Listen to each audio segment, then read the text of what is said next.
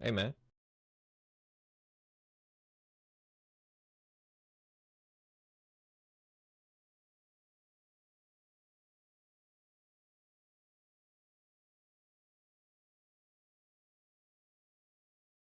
Hey man.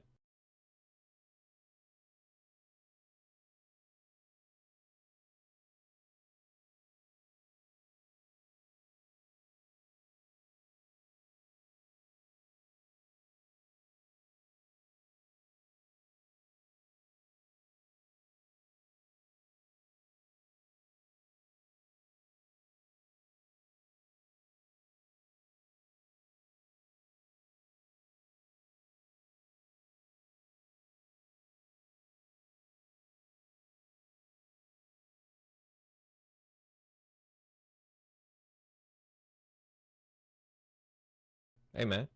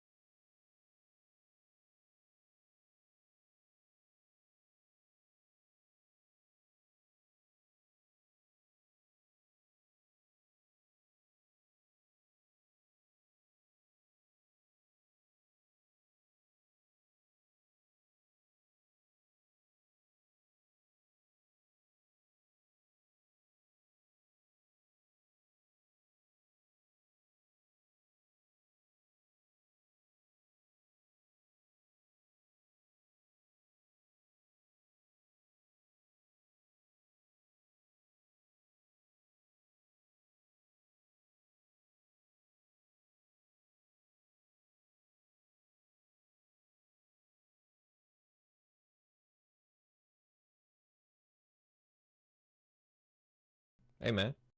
97 months strong. Much love, brother.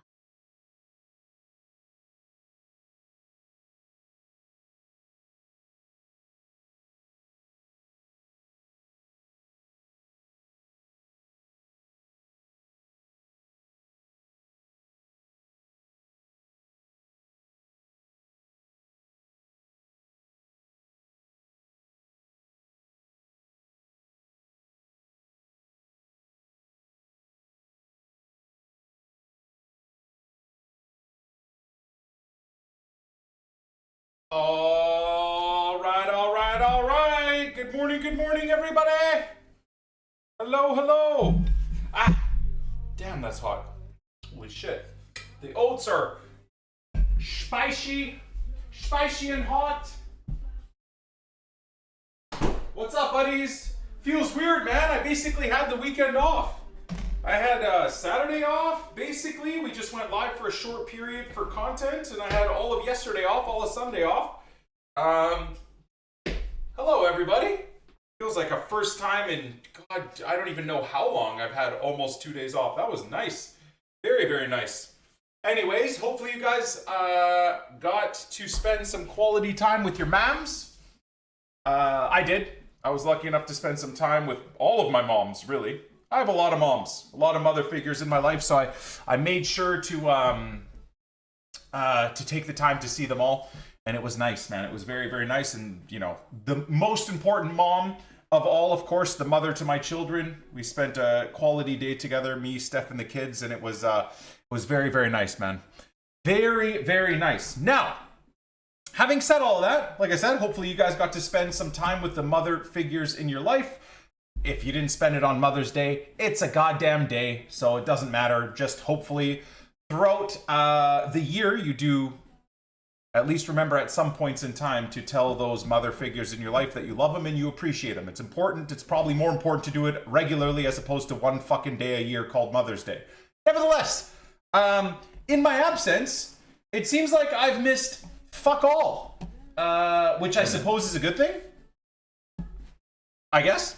I know. Thank you for the 81 months. Appreciate the resub, bro. Yes, yes, yes. Thank you for the 2 minute ago resub. I almost said 2 month resub. I'm losing my mind already. Thank you for the 97 month primer resub. Yes, yes, yes. Brooklyn guy with an 85 month primer resub. Thank you, Brooklyn. Harvey with a 39 month primer resub. Brainwash. Aren't we all brainwashed playing this game still? With a 61 month primer resub. Thank you guys, man. Thank you all so very much. Kind of hyped up to get into the game today. A couple of days away reinvigorates my excitement to dabble with Ultimate Team. We'll see how long that excitement lasts. As always, we're gonna plan to spam packs to try and pack Alphonso Davies, the Canadian Marcelo, at left back. And we hopefully, I think we managed to get elite in squad battles, which should mean that we get another kick at the can, which is Team of the Season Tanaka. So I'm hoping we can do that right away. I did start the stream with enough time to get our daily grind in as well. So we should be okay for all content. Even though I had 2 days off, I don't think we're really too far behind, or we've had too much FOMO, if you will, right? I don't really think we've had too much FOMO. So yeah, we'll get right back on the daily grind here. I just want to make sure we're all kind of set up and ready to go. Some days my my settings are reset, other days my settings are not reset. So yeah, let's just make sure we got all the daily logins and all that stuff sorted. I think we did it on Saturday, right? And then Sunday would be the only one that would have missed. So I'll have to go check that. MedMax, thank you for the 77, brother. Appreciate the primer resub. Thank you, Med. Much love. Okay, let's just go see real quick what is expiring. So daily login, get that done. We got 45 minutes to finish that. First things first. Amen. Okie dokie. Good morning, Nick. Good morning. Got Firpo and Struishkin, my player pick from squad battles. Sent on Twitter/X. But then hours later packed dive, so sadly Firpo is on the bench. But sending you all my luck. You got this, Papa. Hey, much love, man. Thank you for the 11 months, bro. Appreciate the resub. So this is on fucking morons. Anyways, this on the outside look is an exciting, dope icon pick because it's 93 plus, right? You get a chance at a Team of the Year icon maybe that you wanted, a future star, grassroots. We got a 96 Cruyff potentially in there, right? On paper, you're like, damn, 93 plus icon pick. Holy moly, guys, finally something fun to grind. Excuse me? Hey man, I'm really glad I took some time off, because if I took time away from my wife and kids on Sunday to make content about this pick, I would have crashed out. I would have crashed out. I would have flipped my desk. I would have flipped my desk. Guys, it's as if... Hold on a second. I need to pause the music and pause the alerts here for a second, okay? Because I need to make a point. It is as if these dipshits, a couple hours away from me in Burnaby or whatever, in Canada, Western Canada, right? It's as if these dipshits are allergic to positive feedback from the community and the creator base. Friday, and I would argue as well Saturday, I had nothing but positive feelings towards this company, dude. In terms of the team being awesome, the SBCs being awesome, the objectives being pretty cool, the grind being pretty great, and then like, whoa. Wait, Nick's kind of starting to preach to his community that this is a fun game right now in terms of the menus, and we're actually bringing the game back. Evos are good, SBCs are good, it's all good. And then you release this. Look, my own PC doesn't even want to look at this stupid shit anymore. I think my PC crashed. It's such a shit piece of trash. Fucking SBC. Oh, it's back. God damn it. I kind of wish my PC crashed instead of having to fucking look at this stupid shit. What is the cost of this? 400K? 500K? 600K? What? Nah, so dumb. Anyways, at least we got some refreshes here with the 83x14s and the 83x7. That's fun. We got the 85x2. We got the silver grind. We got the 83x10. I really can't yap too much because I do have a lot of grinding to do. Yeah, no, we got a fair amount of grinding to do, guys. Fair amount of grinding to do. Did they not refresh the silver? Oh, there it is. Super silver upgrade. What the hell? Why did it get unfavorited again? Weird. What the hell? Why did that get unfavorited? And why did this get unfavorited again? Man, my brain hurts. My 900K that icon pick is, guys. That can't be real. That has to be a lie. There's no way it's... Dude, there's no way it's 900K. 900K? What the actual fuck? What are they smoking, man? What are they smoking in Vancouver, dude? Jeez. That's idiotic. Anyways, so I actually think that's the only content I missed yesterday, right, guys? Did we miss anything else? I don't feel like that I did, but I'll have a check. I just want to make sure. I want to avoid yapping too much here. So there's a new cup. We'll check out the new cup. I'm going to check a lot of that stuff for 6 p.m. content, okay? I've got, as you can see, 41 minutes to craft about another 50 packs. So let me do that real quick. I wouldn't mind, though, to start the day with the Tanaka Team of the Season pick. But you know what? Maybe we wait until 6 p.m. for that, too. The majority of the viewer base will be that want to watch my content will be in the stream for 6 p.m. content. So why don't we wait until they're all here?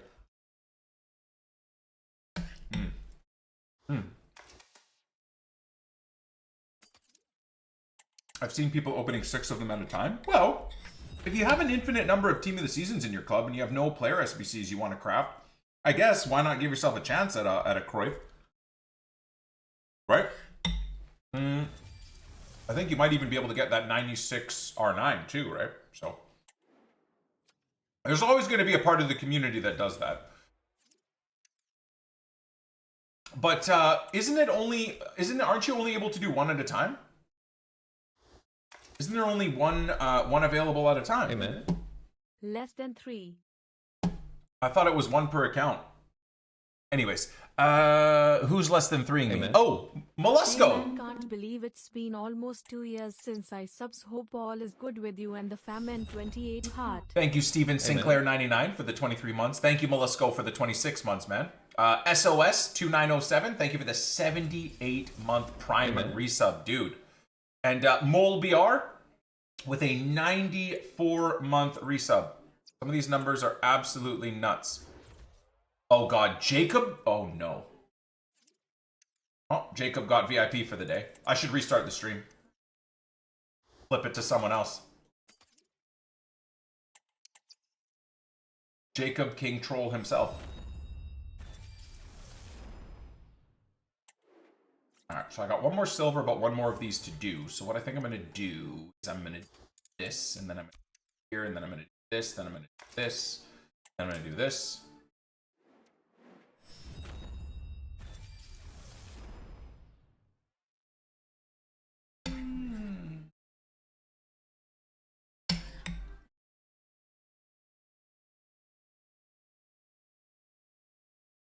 Fonzino Lise for 11 champs wins.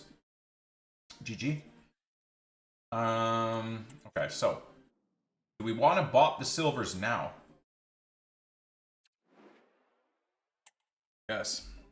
Rip these real fast.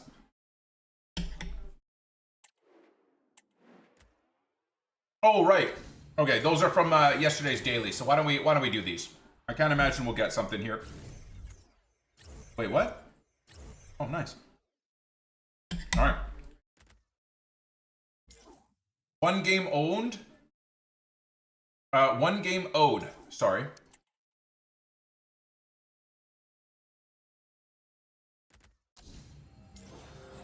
One game owed. For that crap card. Kind of crazy. What? Have they turned up the pack weight? 95 Schick. Dude, look at how good this card looks. Isn't he super tall? Wow. That is indeed a Schick pull. If I was Sean Connery. Schick. Shuck it, Trebek. Dude, finesse low driven and rapid with first touch? Not a bad card, man. Definitely needs an engine, though. For how tall he is? Holy shit. Oh, I missed you guys, man. Just the dumbest comments in the chat, but they're the best comments, aren't they? He's cheap but looks insane. Hell yeah. Well, we'll definitely use him. We're gonna have to use him in Rivals as well. We're a bit short on our Rivals games. Amen. Okay. No. Either 2 games owed or a game with both of them in the same team, which could be a nightmare. And the cup. Yeah. Not wrong, not wrong.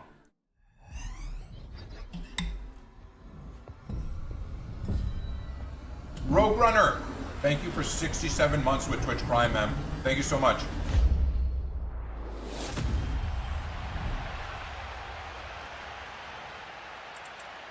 Thank you, my dude.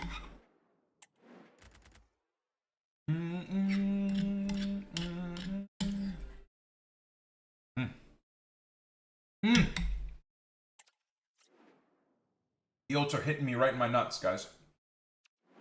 Love it. Anytime I have my oats, because I've been having these protein oats every lift day, which is, 4 to 6 days a week for the last 5-6 years. Anytime I have these oats and love every bite of them, I think of that meme of Cali Muscle. I don't know if any of you guys have, I'm sure tons of you guys, I don't know why I almost said, I don't know if any of you guys have seen this meme. I'm sure you have. It's the meme basically of Cali Muscle doing a mukbang or something like that. Where he's eating like a whole bunch of amazing like fried foods from a restaurant. He's eating, he's like freaking out every bite, he's dying. And the meme above is like, my cat, after I feed him the same food for 15 years straight every day. And it's Cali Muscle just reacting like that. I feel like that's me with protein oats, dude. I can't get enough. What is that about the male brain that you can just eat the same thing and love it every single time? We're simple creatures, I suppose. Oh. Hello, Steph.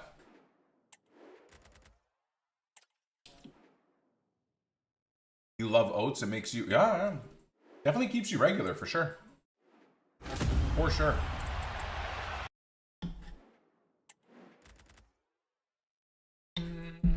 Hey, man. Maybe just me, but not a big fan of VA consistently pushing friendlies to be more competitive than champs. We need more casual modes. Agree. I mean, it's basically now up to us to play champs or rivals casually. Right?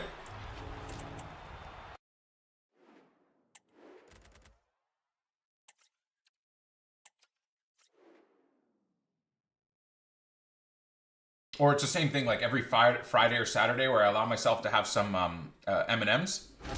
Dude, I've been having a serving of M&Ms every Friday or Saturday evening with a movie or whatever for the last 5, 6, 7 years. And every time, I just love it so much. Every time, I savor every bit of it. So weird. The dopamine hit is so nice. I love to suck them to dust. Dude, I suck peanut M&Ms like there's no tomorrow.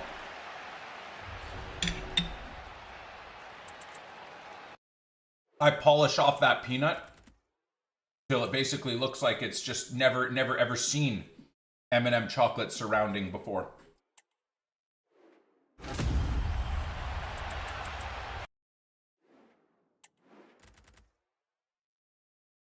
Dark chocolate peanut M&Ms? Wait, what? There isn't actually dark chocolate peanut M&Ms, is there? Because you might have just fucked my life up. I probably still would keep that to Fridays or Saturdays. Like, it's not any... Is it any more specific than just peanut M&Ms? No way. So they're a different standing. It's a purple bag? Are you fucking shitting me right now? All right, I'm gonna have to try dark chocolate peanut M&Ms. Oh my god. That sounds even better.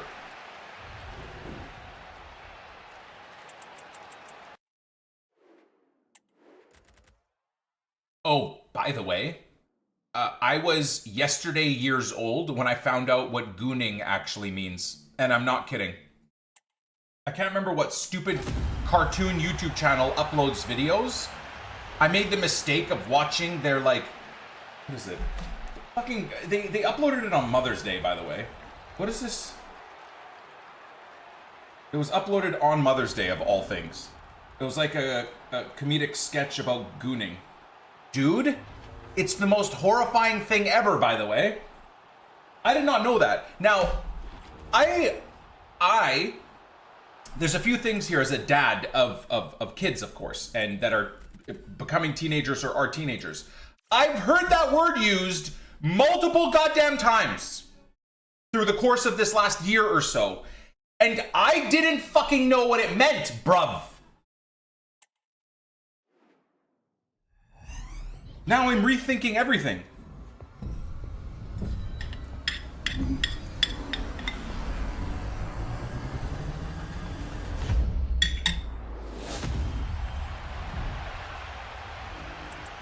Hey, man. I didn't know what that meant, man. And honestly, like, why are people using that in that form? How? How is this, like, passing around schools and whatnot, man? It's freaking ridiculous. These kids should all be just singing their ABCs and talking about soccer like Fortnite or something, dude.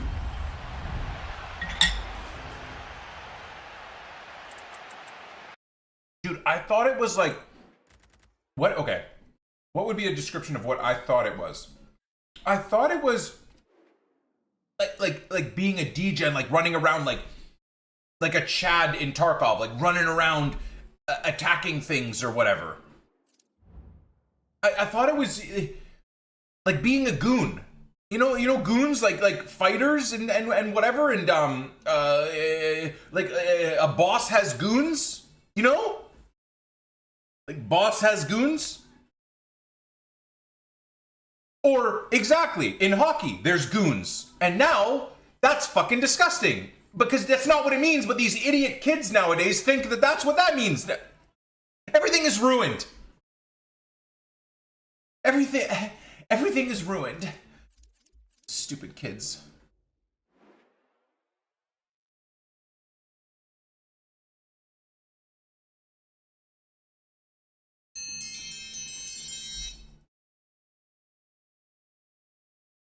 So in The Simpsons, when Mr. Burns has hired goons, see?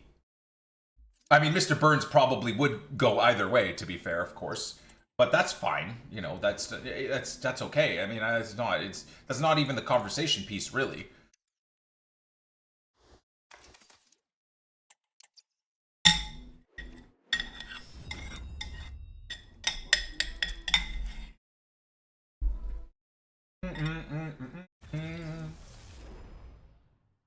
Okay, so I got 29 minutes. The most important things to worry about right now are these things, right? So, game plan as always is going to be the same thing. I'm going to yeet, not Schick because he's a beast. But 84s as well. Or 85s even.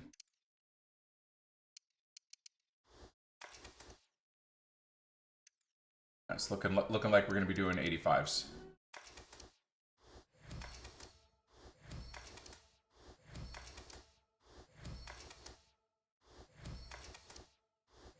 I should be able to squeak into bronzes in here at the very least. Right? Maybe 3? Let's see. Nope.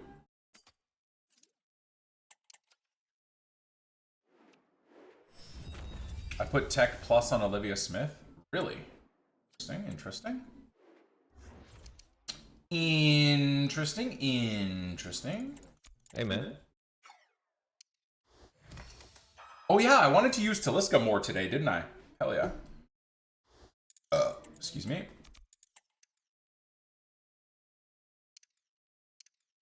Irby, thank you. Oh my, oh man.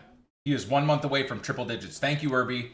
99 months with Prime. Thank you, Irby. Corey, thank you for the 41 months. Jay as well, of course. Thank you, brother. Appreciate the 32. I do agree with you on that sentiment, man. I heard the cup is pretty stupid too, though. I haven't really seen it, but I've heard it's pretty dumb.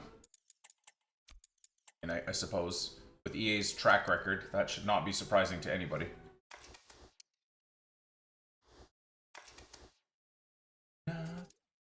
I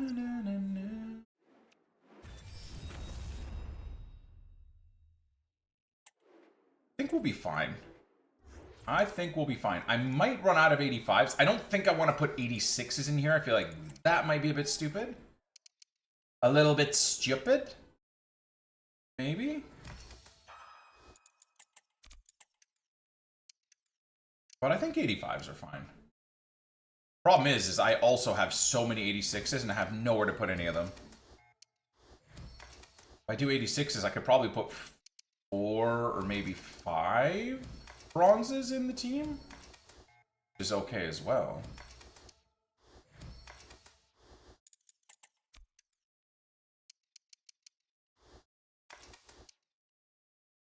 Yeah, nice.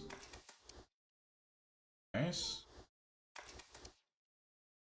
Wow, only 3 is kind of ridiculous, though.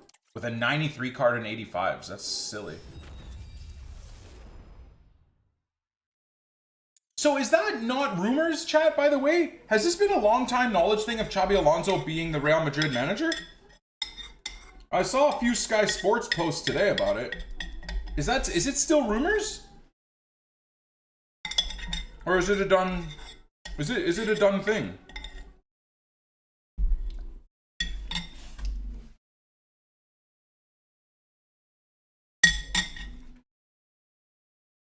Darren, I saw your manager screaming and yelling at the coach after drawing to Leicester. What do Nottingham Forest fans think about that? I'll give you guys my opinions on it. I don't want to skew what you type in the chat with my opinion yet, but I want to see what Nottingham Forest fans think about that. I haven't seen Ornstein tweet about Alonso yet, so he's my guy.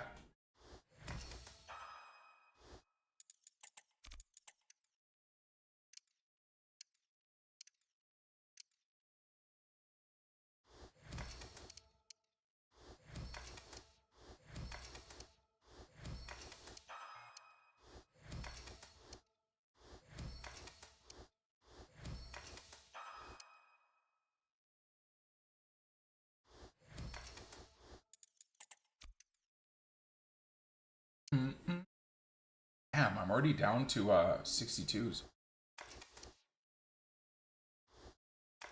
What's up, Frederico? How you doing, brother? Welcome. I feel like I might have to spam a few bronze packs. Just to, because the 64s, you usually can fit one extra. Once you get down to 63s and 62s, he isn't the owner anymore, so he shouldn't be near the pitch. Club is owned by a trust. Amen. Olympiacos and Forest can compete in Europe. I mean, but he's still the head honcho of the trust. So, I mean, he's still the owner, technically. Can't have him not be on the pitch when he is technically the actual owner, no? At least that is what my assumption was. What's up, Jay? I'm chilling, bro. I'm chilling. Damn shit ass. Guess what we have to do?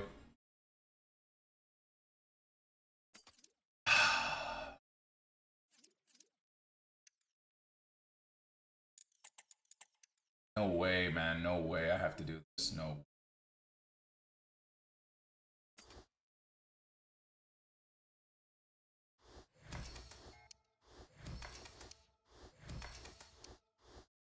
Oh my god, dude.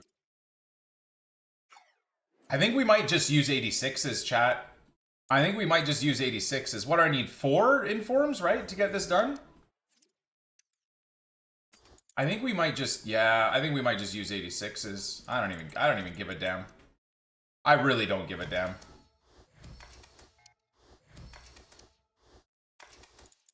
I mean, I could obviously sit here and spam packs, but what is happening? I suppose my point is that I don't have anything other than high-rated golds are kind of useless to me. I just use Team of the Season? You can't use Team of the Season. What are you talking about? What do you mean you just use Team of the Season? They're 83 by 10s. There is no choice for a Team of the Season, brother.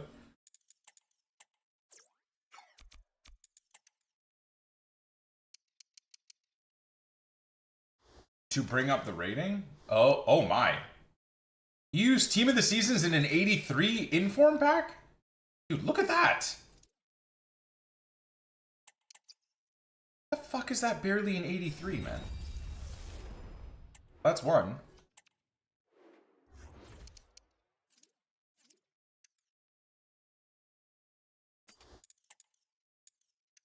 Is it normal to have the shits because of a game? What, in, like, are we better not be talking about FUT champs. Do you mean IRL football? I think that's fine. Anytime Leeds plays, I get uncontrollable anxiety. I'm not even kidding, by the way. Anytime Leeds play, I get horrific anxiety. I've had that forever, man. Since the, you know, the days of administration in League One and whatever, dude. Just horrific anxiety. Diabolical. Okay, so what we'll do here, because I do have 20 minutes still, why don't we bop a couple of packs?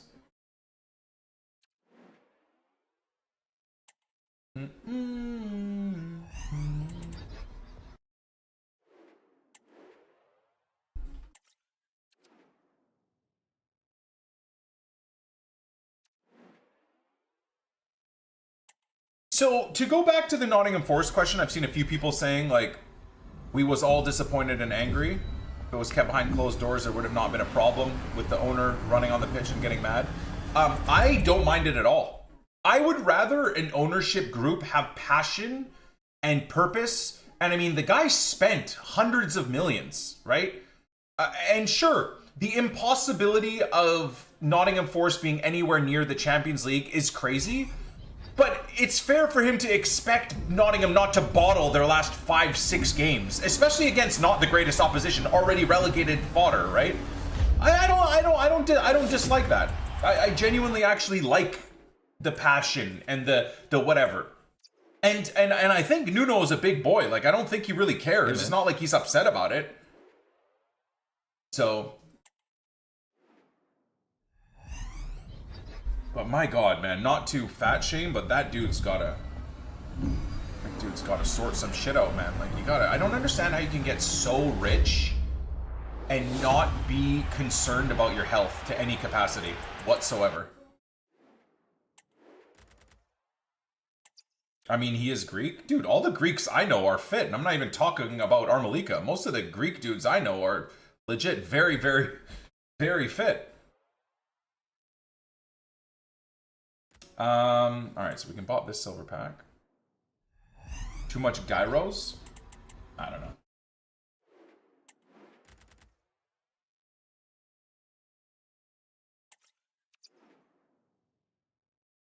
Think of all the Greek food? Dude, you can eat Greek food super healthy. You just gotta avoid the fucking infinite oils and fats and pita bread, man. You avoid the pita breads and stuff, it's great. I mean, Greek food is like Lebanese food. Lebanese food can make you super fucking fat if you eat only certain things. Especially the treats. Dear God, the Lebanese treats are just insane. It's just all deep fried batter. It's so good, but I mean, you have one, for God's sake. Have some discipline.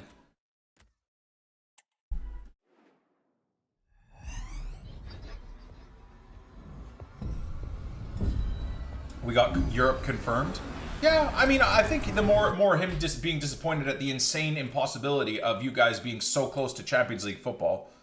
But maybe Europe in general is still good. It's going to stretch your squad a little bit, but it's going to add so many funds. Bundesliga, come on, give me an Alphonso Davies in this one. Never mind.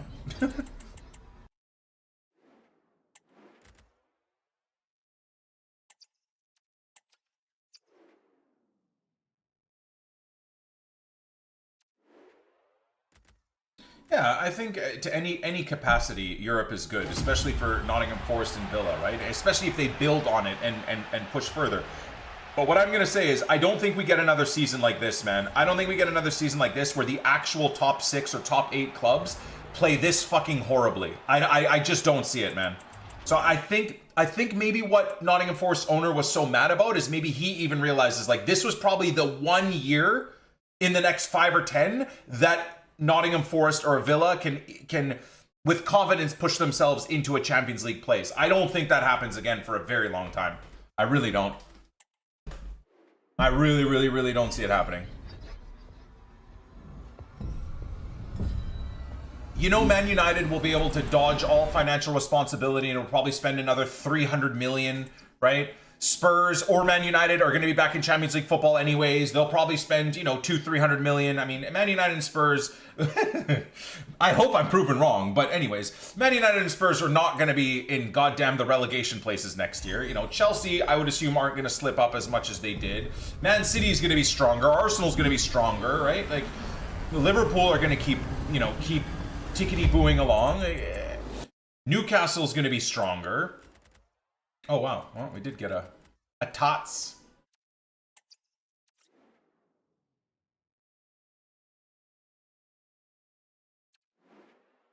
Hey, man. Hope you are having a good day.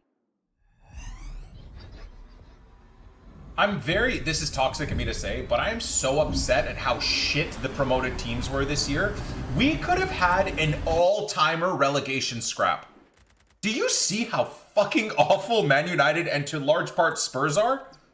If Leicester and Ipswich and goddamn Southampton weren't the biggest piece of shit clubs ever, we could have had an all-timer relegate. Can you imagine Spurs and Man United fans if they were legitimately like 1 point away from relegation? Come the fuck on! We couldn't have had that for 1 year in our life? Fucking Man United fans in the reverse get that with Leeds so regularly nowadays, with us fighting relegation. Can we not have 1 year? 1 year!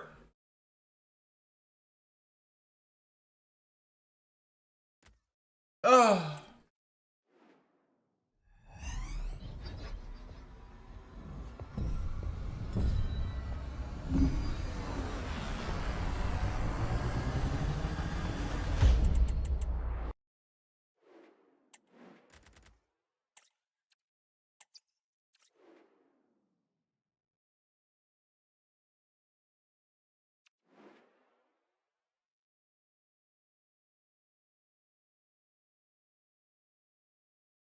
Okay. Let's not miss. We got a lot of stuff to cover and track here, guys. So much stuff to cover and track here. In fact, the Canadians are donezo. So Fleming is now built into a very, very good creative cam, and she's waiting for another big upgrade. Same thing with Scott. Scotty's an absolute boss as a DM, and insane free kick stats. In terms of other evos, though, we kind of gotta figure out what we want to do here. I don't really have... guys, I have 191k. I'm really, really kind of cooked. I kind of hate this evo, by the way. Because like, it barely boosts shooting, for fuck's sake. For 125k is so stupid.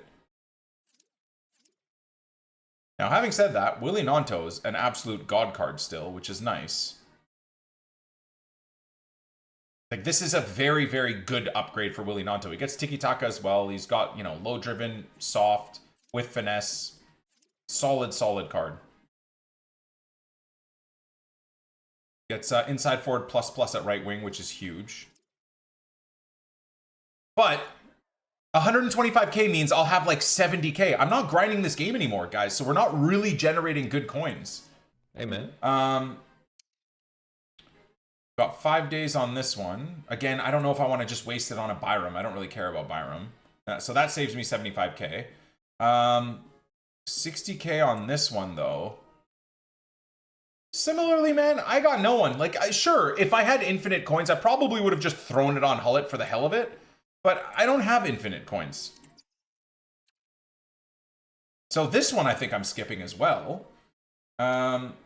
This one I'm not going to skip because this one's a very, very good Evo. The problem is now I've got like 3 Evos that would be really good for Mullen, and I only have 1 of him. Like, look at this card. Look at this fucking card. 94 rated with these stats, right? Look at that. 95 reactions, 98 composure, 98 jumping, 98 heading. And we could give him 1 or 2 playstyle pluses, right? With the seasons pass. So this card could be crazy. Crazy. This is a proper center back, this is. Good short passing, long passing, nothing else. His shooting, one of his key features in shooting is his 22 finishing, 69 dribbling. But I mean, if you genuinely give him an engine, he's an insane card. 77 dribbling is more than I would ever need. 92 balance, 91 agility, 94 acceleration, 94 sprint speed, mid to high 90s for defending and physical. Crazy card, man. 4-star weak foot, perfect play styles. And like I said, I mean, if a jockey or a bruiser comes up, we can give it to him. The only one that's a waste is tech. That's a bit of a waste. Engine makes him controlled. Oh, if engine makes him controlled, then I'll probably just give him an anchor, really. Because I think that makes him lengthy. Right, so there's that, which looks incredible for 75k, but then you keep moving down the line. Similarly, you know how that Willie Nanto, right? Willie Nanto looks incredible in this one, too. Look at this. Fucking look at this Willie Nanto, man. Finesse and low-driven plus. It definitely turns him into more of a striker, though, which is kind of an L. But look at the shooting, man. Look at the shooting, for the love of Christ. Problem is his composure and reactions aren't great, right? So maybe Willie in the other one, and then we do give it to the Israeli Hazard. Look at this guy. Look at this guy, man. Oh, God bless. Oh my God, he's perfect. And he's got inside forward at left wing. I think this Solomon goes back into our starting 11 when we run false 9 again. Pretty shit passing, but otherwise, honestly, would absolutely benefit from an engine as well. 96 dribbling, 95 balance, 96 agility, and then his passing gets all boosted, and he goes to basically 99 pace too. So I think, yeah, this one I give to Solomon, and maybe the other one to Willie Nanto. But so if we're really chatting here, we want to spend the 75k here. We want to spend the 125. I have 191k, guys. I have 191k. I want to spend this. I want to spend this. I don't care about these two. I want to spend this on Manor Solomon. What the hell is this? What's this? Another silver Evo? Oh my god. I can double stack. Wait. What does he get here? So 95, 88, 83. He gets +3 balance, and that's it, though. That's trash. It's +6 passing. +1 agility. This kind of sucks. I think he's already 5-star, 5-star. Oh no, he goes to 5-star, 5-star. Gets a good boost on composure, though.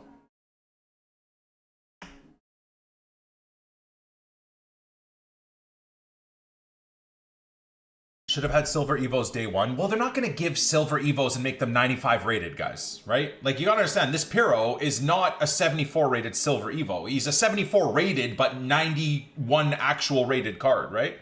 Let's not forget that. So he has chip shot, low driven, and rapid. Yeah, his playstyles are kind of trash. I'd have to add a few playstyles onto him for sure. Got advanced forward and poacher. Left mid is dead. Cam can be handy though. My idea was to upgrade him and then give him one more small upgrade to make him 76 rated for all the cups and whatnot. I might give this to him, actually. I got no one else. I have absolutely no more silvers anymore, or anything, really. Pal Victor. What does he look like? Holy fuck. What the hell? For 10k? He goes to 5-star, 5-star for 10k.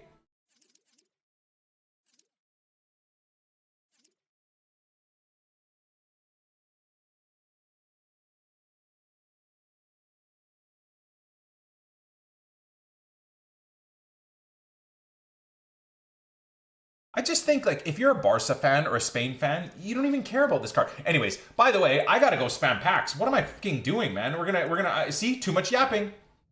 I can't stop myself. I just yap so much. So we need 2 more, right? 2 more Team of the Weeks? Sorry, guys. I really do just talk too much. Fair, it is part of my job, but nevertheless, I do talk too much.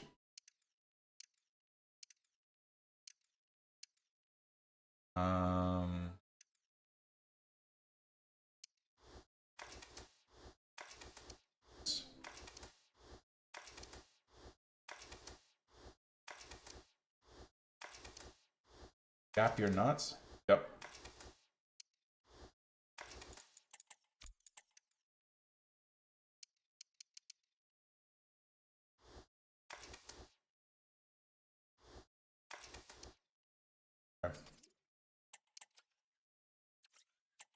What's happening?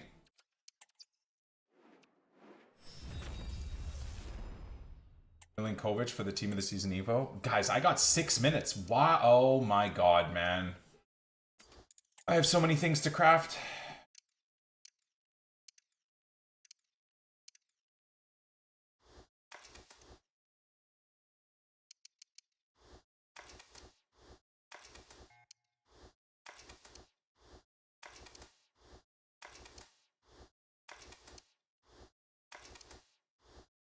Okay.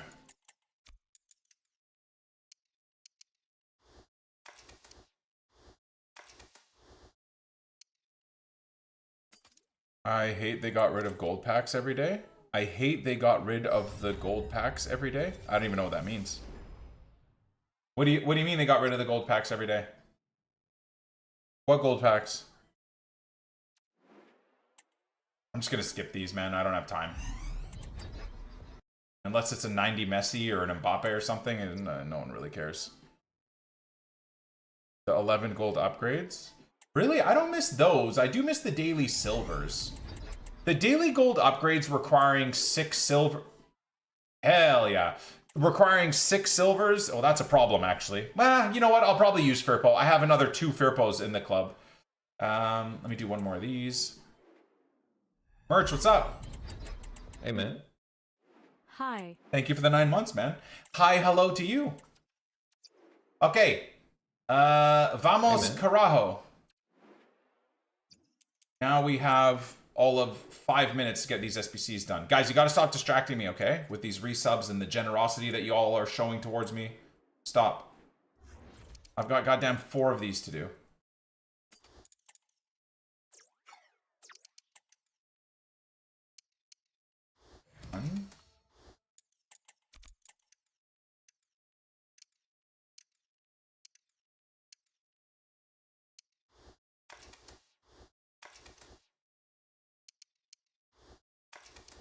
Amen. 5 away from the magic number N28 to N28 2. Now that's what Shaza, thank you for gifting a sub to Calv. Thank you, Shaza. And Joe gotta go. Thank you for the 64. Hell yeah. Creeping up on that, we're creeping up on that sensual 69-month resub. Thank you, man. Okay, I got 3 more of these to do. I think we'll be okay. I think we'll be okay. These are the important ones really to do. All the other stuff doesn't really matter. I just want to give myself the best opportunity for Fonzie. So these 83 by 10s and these, actually, shit. Much yapping. Wait, what? I hate everything, I hate everything, I hate everything, I hate everything, I hate everything. Oh, the menus are so fucking slow. Dead ass game.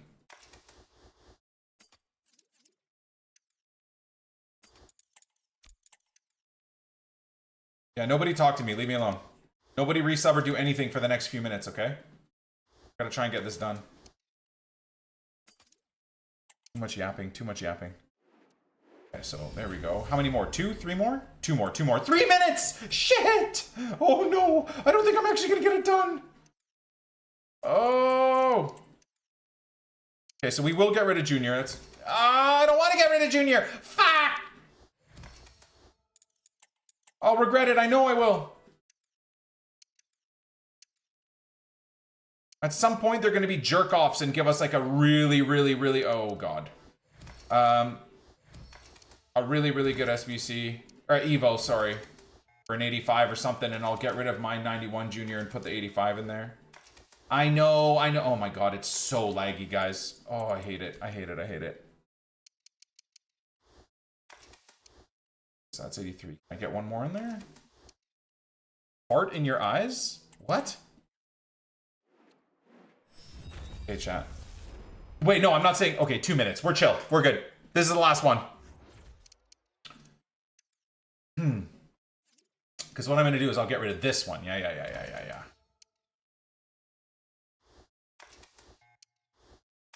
And now we're good. Now we're good. Now we're good.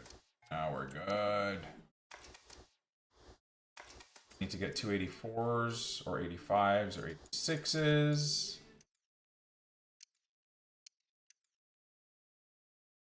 When's the Yaya joke gonna die? Why is chat asking me when I use and when I'm going to use Yaya? When's that joke gonna just die? It's so boring, guys. You guys got to get a little bit more original. Amen. Y'all are lacking originality, man. Okay. Did I make it? With a minute to spare, I believe. I might even be able to... there's pretty much a guarantee that I don't get this done. I'm going to try, though. I will try. This is going to be awkward, though. Are you going to do the icon PP? No. Sounds like the worst idea ever. Oh, we watched a movie last night with the kids called Nonnas. It was okay. To be fair, it was actually kind of dog shit. The acting was horrible, but it was cute. It was like a cute movie. Cute but terrible movie. With Vince Vaughn. And usually Vince Vaughn is a fantastic actor, but he very much seems washed up in a way. Seems very, very washed up. It's like they had a premise for the movie that was really good, and then they got some good actors, and then they're like, we're not going to worry about you guys actually acting good or the script being good. We're just going to make the movie. What? Team of the week? Or a team of the season? What is this? Oh my god. Well, I ain't getting this done. Ah, for God's sake. All right, it's 6 p.m. content, boys. Let me log out and log back in and see what EA got for us here. Let's see what EA Sports got for us here, buddies. I miss getting that one done, but that one's not too important to me. I don't feel like my pack luck's gonna come from that one anyways.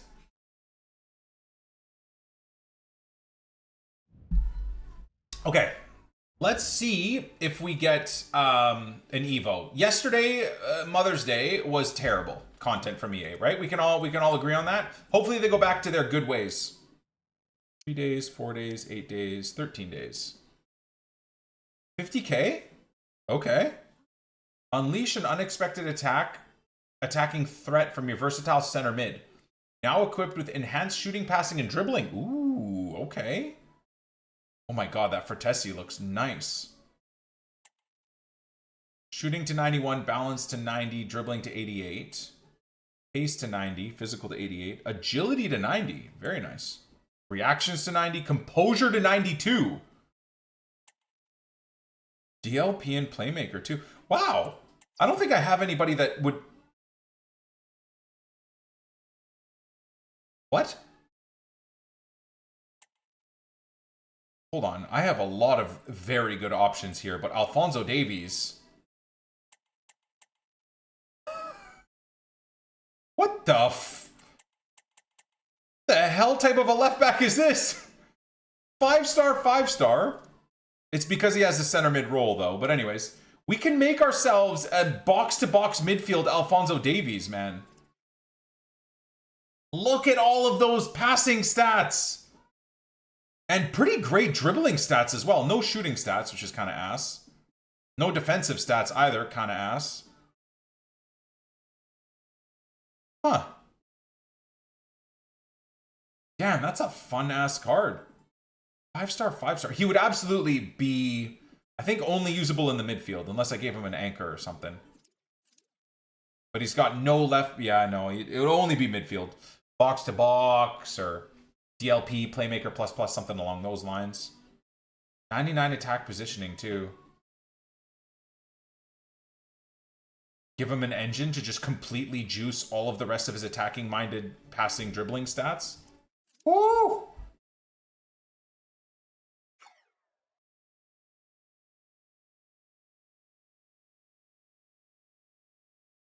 Dude, I high key, low key, whatever you want to call it, kind of love this. The look of this for 50K. I feel like that's a great Evo.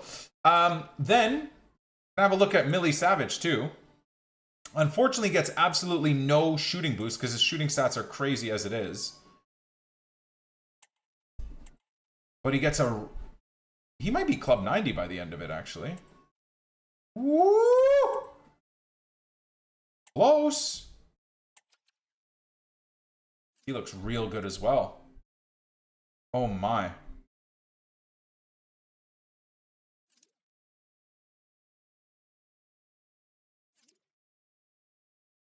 Got DLP from the DM role too. This Millie Savage looks so nice. We're probably going to get a Team of the Season Savage, right guys? Anyways, kind of cool that one that got built. Yeah, someone like Vieira would be a waste. I think someone like Charlie Crew would be a waste as well. I mean, I don't know. Would this make him better at defending? With the dribbling and the balance and all that stuff? Let's see. So he gets +4 pace, +6 agility, gets a +2 on his weak foot. Shooting doesn't really matter, but his passing goes up nicely. Reactions go to 90. That's pretty good. Composure goes to 92.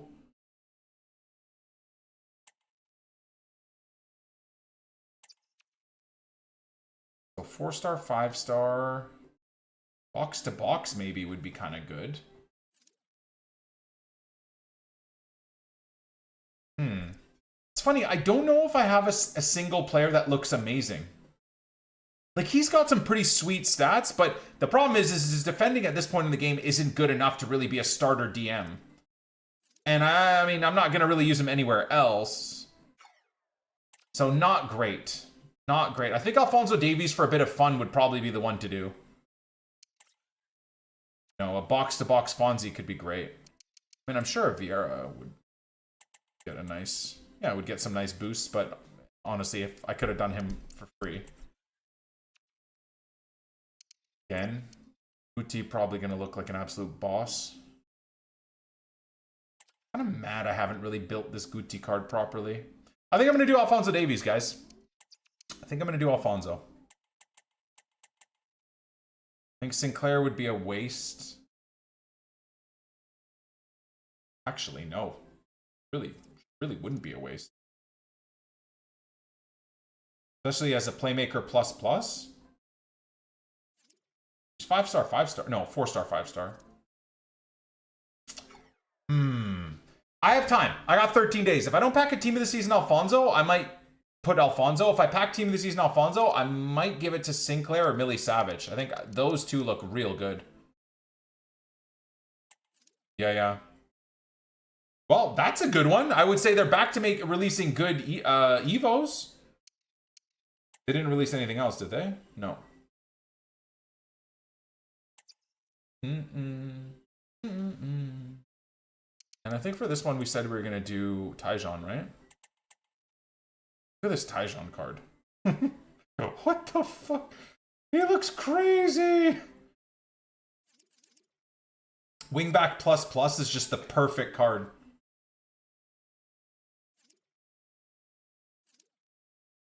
What a card, man. With an anchor? Oh my days.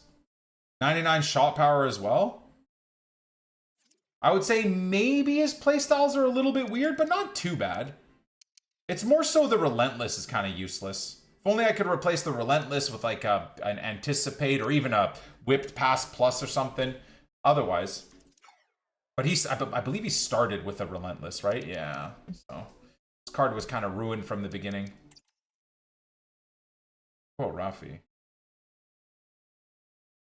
First Touch, Trickster, and Tiki Taka is kind of a fun Evo a fun playstyle combo. Inside forward plus plus at right mid. That's kind of sick. Got finesse and power shot. I have so many good versions of Rafinha though. Another beast version, but I still think the 94 from Team of the Year is better. Okay. All right, let's go have a look at SBCs, and then we gotta yeet some packs, boys. Did we get anything new in objectives? It's Monday. We got that a couple of days ago. Weekly play for today is what? Bundesliga team of the season pack, perfect. There'll be an Alphonso Davies in that one, I hope.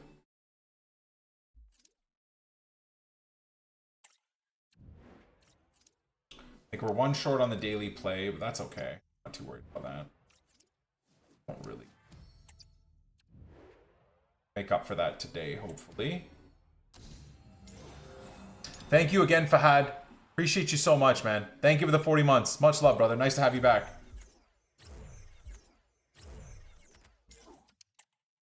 Okay, so storing that. So no new objectives. Let's see what they've given us for Monday for upgrade SBCs. Hopefully there's something fun in there. As always, when your daily hits, make sure you do it, boys. Yeah? Don't forget. I've missed a few of these through the years. I know Zway makes basically a habit of missing his dailies. So, gotta make sure you do it. I love this game. Has my game crashed? All right, just randomly from an SBC. All right, cool. Let's restart, guys. Amazing, amazing. Well, the content seems to be fixed slightly today. We'll see what the SBCs are that they gave us, but the game itself is not fixed. All the same issues that have been plaguing PC, man, have been going on for 8 months. Skipped over the cup. I'll go look at the cup. I'll go look at the cup. That was yesterday, though, right? So, I mean, it's not like anybody cares for my reaction to it. I think they've already seen the content, haven't they? Amen. Brandon, LOFC Gaming, thank you guys so much, man. And Luick, thank you guys for the resubs. Of course, Fahad, your resub's going to be popping up any second now, too. Thanks, guys. Bless you, Habibi. Much love, Habibi. Much love, my dude. Remind me, I gotta call my Jido today. How he's doing.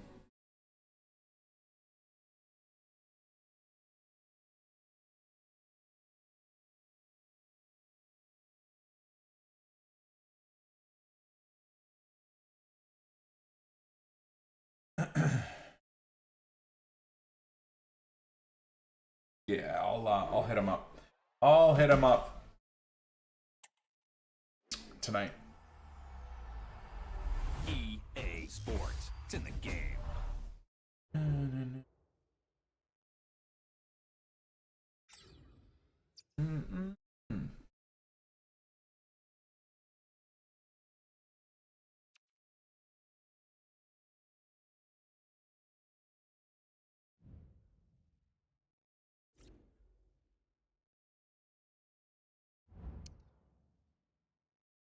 Yeah. Super exciting. Fuck off! Oh You my fucking good dirty God. Fucking stinking fucking Canadians! As a tier 3 golden goose holder, I feel I need to pass on some knowledge to you tier 1 plebs.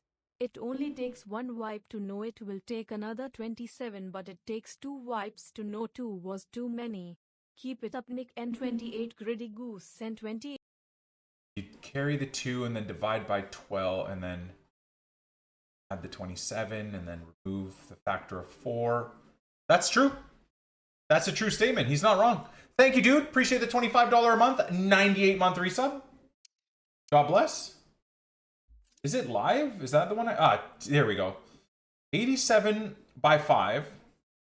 The Bundesliga Cup gets you an 82 by 5 for a win, 82 by 5 for 2 wins, 83 by 3 for 3 wins, 83 by 5 for 4 wins, 83 by 5 for 5 wins, 83 by 7 for 6 wins, 84 by 4 for 7 wins, 84 by 5 for 8 wins. 9 wins gets you a Gabriel Sara. Okay, pretty dead card. 10 wins gets you 85 by 2. A +1 boost to all stats. With a max of 93. Oh, team of the season player item, for fuck's sake. Wait, can I make a player team of the season and then Evo him maybe? This could be cool depending on the restrictions, I guess. Fudala for 12 wins. Don't even know who the hell that is.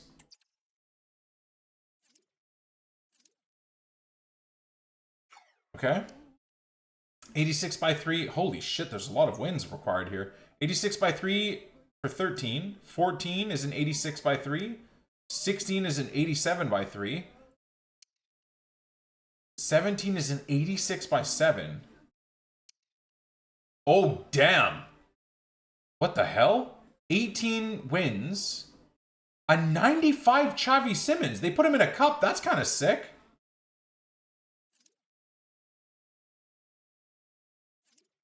Five-star 5. Oh, I want this card. God damn it. The shooting is kind of dog shit, though. That's weird. It's weird. The shooting is only 90. For a 95 rated attacking minded player during team of the season? Huh. Really nice card though. Hey man. Looking fresh today, Uncle Nick. Happy sub-adversary. Can I suckle your candy maple bits? Nope. Thank you for the 31 months, CLH94. Appreciate you, man. Damn, man, I want this card, dude. We're gonna have to play the Bundesliga Cup.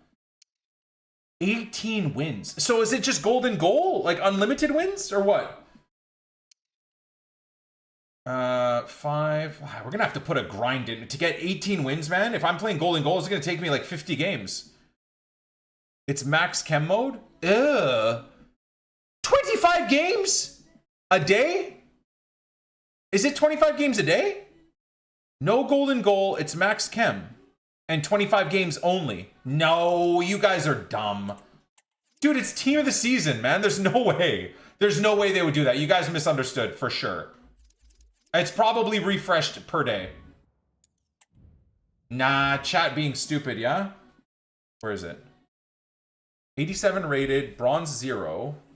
94 or higher 0.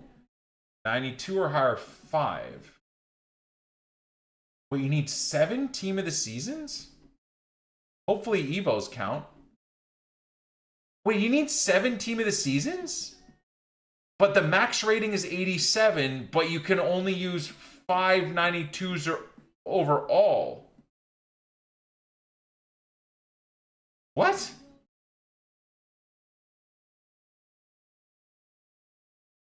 Okay. Oh, it's out for 4 days. 20. It is only 25 matches, bro. What the fuck? It's team of the season, man. It's max chemistry is whatever. I mean, I don't really care. That's fine. You can use players wherever you want on full cam. Cool. More importantly, though, 25 games? Dude, we already have champs and elite rivals as like the ultra sweat experience in the game. The irony is, I do not hate the idea of really competitive, like, win required rewards. I just feel like they should be putting that, I guess if they put it in champs, then people will complain that they can't even qualify for champs, so they can't get a red chavi. Like in previous years, we used to get these types of chavis as red rewards in champs. That's when I would compete for the red Nabil Fekir and all those things, right? But I guess because so many people bitched and moaned that they can't even qualify in champs, they now put all the hyper competitive stuff in friendlies, which is supposed to be a friendly mode. It's only 74% win rate. I love how Raw B is probably like a Division 8 player saying it's only 74% win. Brother, I guarantee you some like pro level players, depending on how unlucky they get with matchmaking, will not get this chavi. I don't know how people can be so clueless as to how insanely hard this is. Like I said, I don't dislike the idea of like having to get a really good win record to get a really good card. But two things. These are friendlies, so I think they should rethink this concept and maybe put it back into rivals or champs. Or I feel like you almost got to make the card better. I don't even know if that Xavi, I am biased because I want that Xavi. But I don't really find him to be that that great of a card. His shooting is bang average, man. My Willy Nanto is already the same type of card, and he's 90 rated.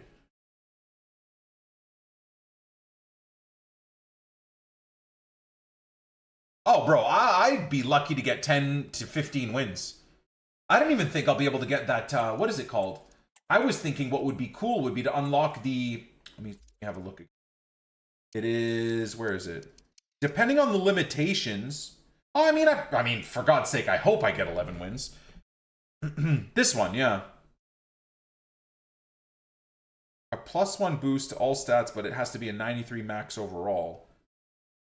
So I could make Strike better.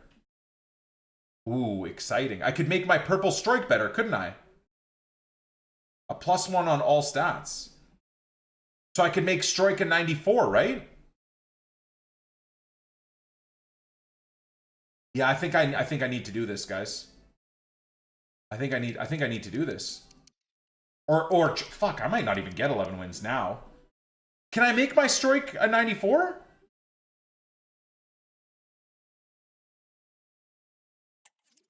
Yeah. I believe I can.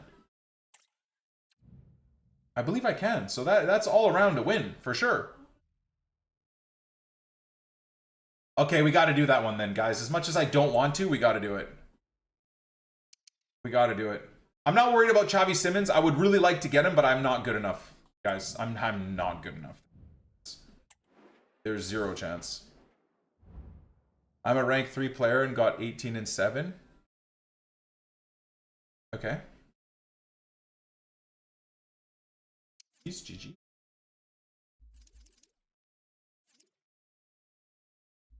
Okay.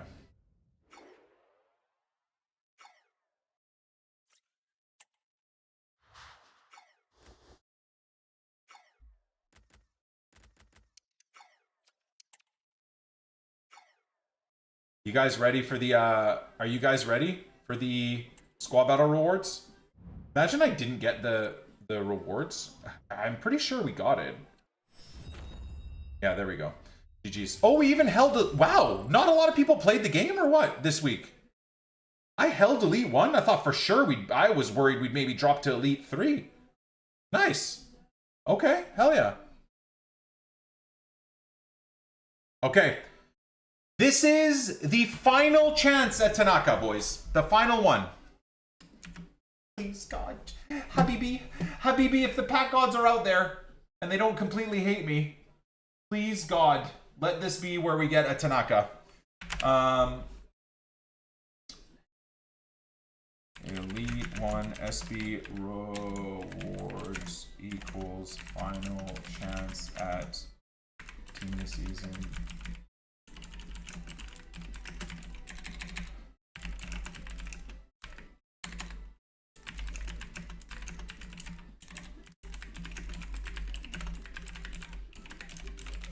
Oops.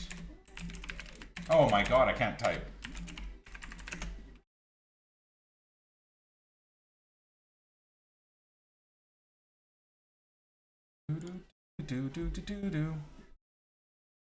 Girls scream incoming? God, I hope so.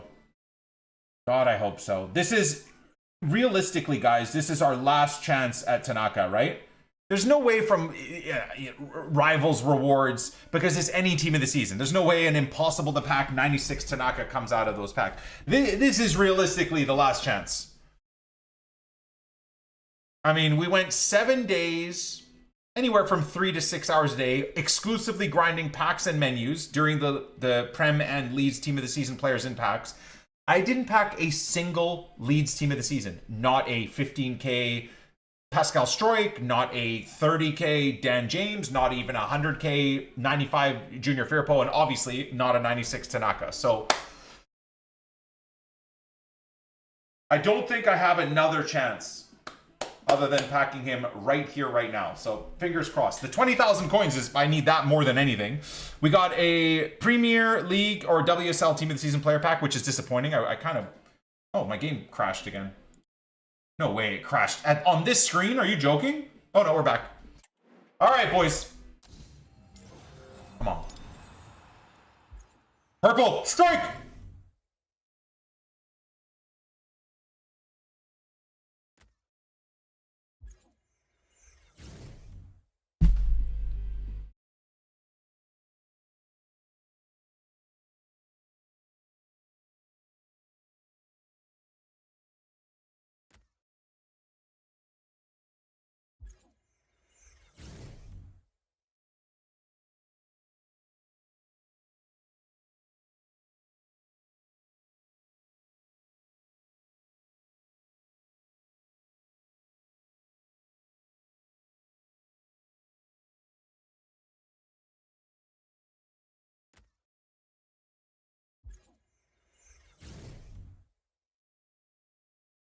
Well, why did I expect anything, man? I'm such an idiot. Comes down to this, boys. Comes down to this. Can you imagine a Tanaka pops here?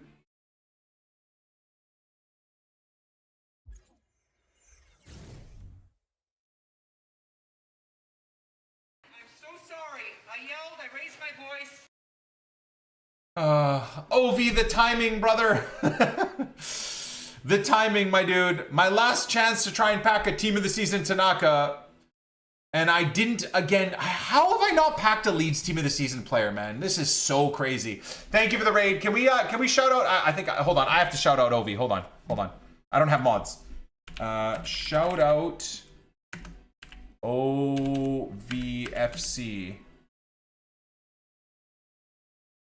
There we go. Give that cutie a follow directly from the stream chat. That should work. Yep, there we go. Show him some love in the chat, boys. Hit him up with a follow. Thank you for the raid. Welcome to your community. Unfortunately, we are opening our last set of rewards to try and pack a Leeds player, and well, unfortunately, my dear friends, we got cooked here. We got cooked. We do have some other packs, but there's not going to be a Leeds player in there, is there? So we got a Premier. I don't care. There could be the best player in here. I don't care. Well, if you're a Nottingham Forest fan, you're happy.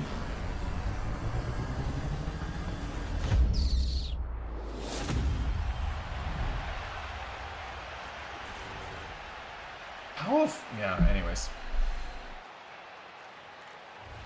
Still have a chance through the any team of the seasons? Yeah, but dude, if I can't pack a actual championship specific...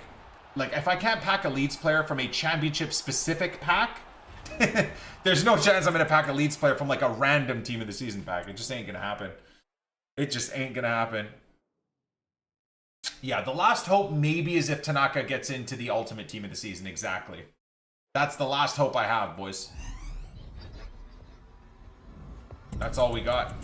And we're able to afford the other players, so we bought all the other Leeds players, but Tanaka's 1,000,000 coins still. I can't even do all the Evos right now. I'm not really grinding this game anymore, so I'm not generating coins the way I normally would on RTG. You know, when you spend 1 to 2 hours a day on the game, you're not going to really generate infinite hundreds of thousands of coins.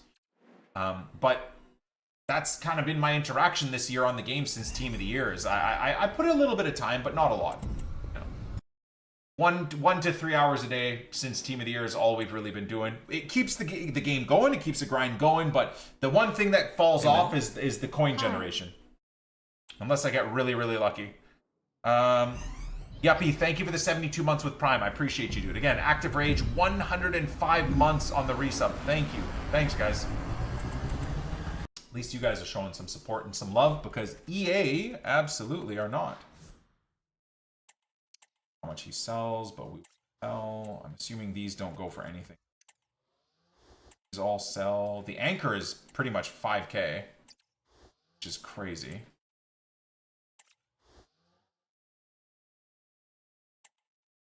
Only reason I wish you're on console is Tanaka is 800K. I have 190K, bro. It doesn't change the fact that I wouldn't be able to buy him. Unfortunately, he is unaffordable. No matter what platform I'm on. Okay, well, we might as well just get all these reward packs at the same time done. There you go. Just getting cooked by our terrible luck.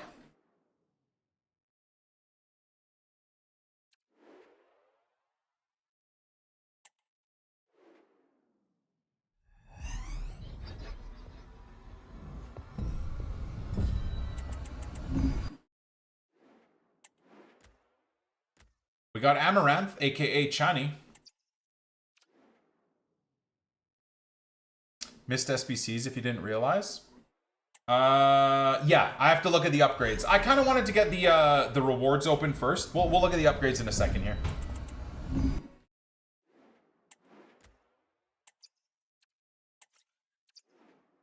Kind of wanted to do a little bit of a pack spam for the 6 p.m. content enjoyers who subsequently aren't getting the review of 6 p.m. content, but nevertheless. I'm assuming it's some dead player picks. Because I feel like the chat would be freaking out if it was actually good upgrades. Oh, wait, no. Do we get the... Please tell me we got the 20... You know what? Let me go look at that. Let me go look at content. Let me go look at content. We're going to be opening packs all day. Let me go look at content here. Upgrades. The Encore Icon player. EA can eat shit with that. Grinding upgrade. Team of the weeks. Okay, this is just all refresh stuff. Season crafting. Here we go. Premium. All right, I'll be doing these.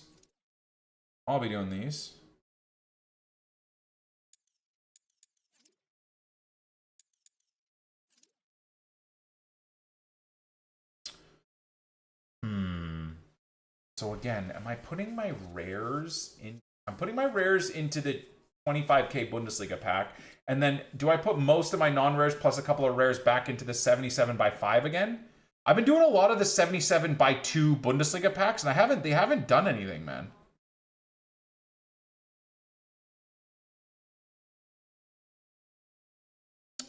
Pleb alert, well, hey man, whatever team you decide to bat for, you're welcome here and you will be loved here. No worries, man.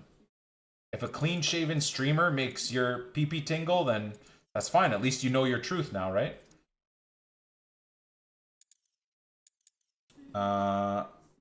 And then get any players today?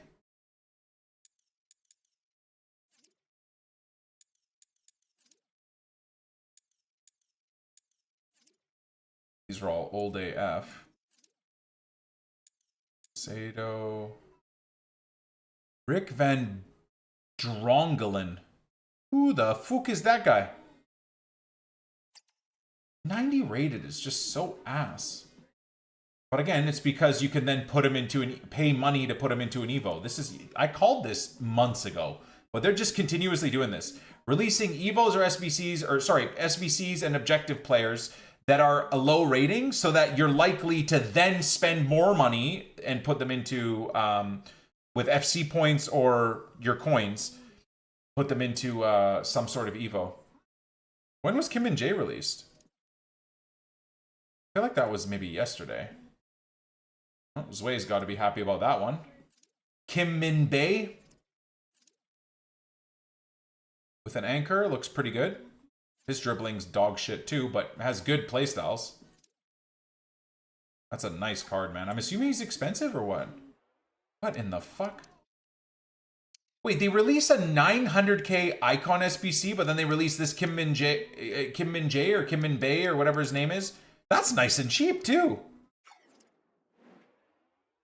Okay. Sesko. Oh, that's today. 92 rated Sesko. For what rating, though? Okay. Not bad. You don't really need ratings anymore, so I just would only do this if you actually cared about them. Right? You wanted them for your Red Bull team. You wanted them for your Slovenian team, maybe. Low-driven tech. This is a weird card. Big boy, too. Big boy, too. God damn, this guy might be an actual threat. The thing is it's impossible to head the ball in the net anyway, so even with all those stats and playstyles and roles, I bet you he still can't score a header to save his life.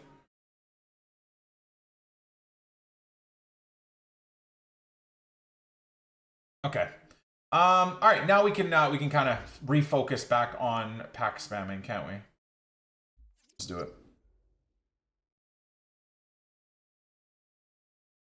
A lot of low-rated SBCs are decent for me in the cup. True. Again, if you don't Evo them, you can use them in the cup. Makes sense. How's Frimpong? I like him a lot. Good evening. Capite in Graph Tack. Thank you for the 32 months, Habibi. Appreciate it. Yeah, Frimpong is super good. Super bon. Super bien? Bon? I don't know. One of the two.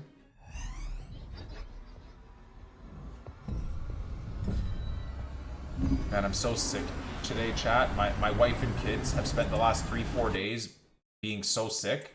And I've been like dodging getting sick. And they spent the last even 4 or 5 days coughing and sneezing all over me. And I'm just like, oh my God. You know, with all this infinite spit all over you that you're just going to get sick. And yesterday I woke up, I'm like, God damn it! Fucking sore throat and everything. So annoying. So wake up today, even worse. Even worse. But anyways, I still got my ass to the gym. Went to the gym at 6:45 and was there till about 8:30. I would be lying if I said it made me feel better. It didn't, but I'm glad I went. Got a heavy chest day in, good triceps lift. All the bench presses were taken though, unfortunately, so I had to do free weight for like my super heavy lifts, but whatever. Something different. Shock the muscle in a different way. Cornelio, good luck on the free sub request, my man. I've lost everything on Tarkov and I finally got the 200k. Cornelio, if you're here a little bit later, I'm going to bring back predictions in Tarkov today. Because we have a lot of PvP to do today. On Lighthouse and on Reserve, so. Was my friend there? No, I'm back to going in the morning now and he's not there anymore. But dude, I switched it up because usually when I go in the morning, I leave the house at 5:45, I get there at 6, and I go from like 6 till 7:30, and there's no one. By about 7:15ish, it kind of starts getting busy. The problem with that, Jacob gifted a sub to Cornelio. The problem with that, though, is I get up so early and I'm unfed and I'm exhausted and I'm uncaffeinated, and the lifts are a way bigger struggle, right? When you want to lift really, really heavy compound shit, it sucks. Being dehydrated as well, because obviously you wake up after 8-9 hours of not drinking. So not only are you not fed, you're not caffeinated, you're super dehydrated, and now I'm in the gym trying to like max out bench PR and stuff like that. So anyways, what I decided this week is I'm still gonna go in the morning, but I'm gonna get up early. So I got up at 5:30 a.m. I made myself like a breakfast protein shake and that type of stuff. I had that, and then I had one coffee. And then I decided to leave the house at 6:45. So I was up for an hour, got, what would you call that? Got hydrated, got caffeinated, and had an early day meal, and the lift was way better today. And it was way less shit, man. Just 1 hour makes a big difference. So instead of starting the lift at 6 a.m., I'm starting the lift at 7 a.m., and it's better. However, the downside is, at 7 a.m., the gym is so fucking busy. I think with all the 9-to-5ers, man. Dude, from the entire lift, it was chaos. From 7 till 8:30, there was like 100 people in the gym on top of each other. Which was terrible. So it's funny. It's like there's benefits and advantages to every different time of day to go. The best time of day to go if you want an empty gym is really early morning.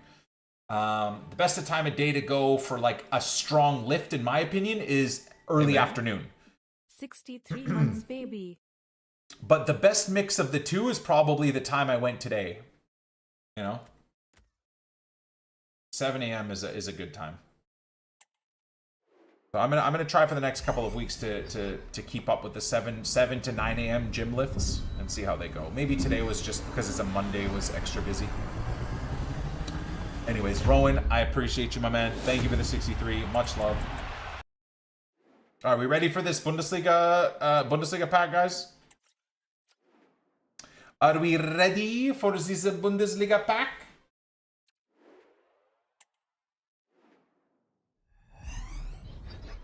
Well, that's not fun. Did I just get Amaranth again? Cool.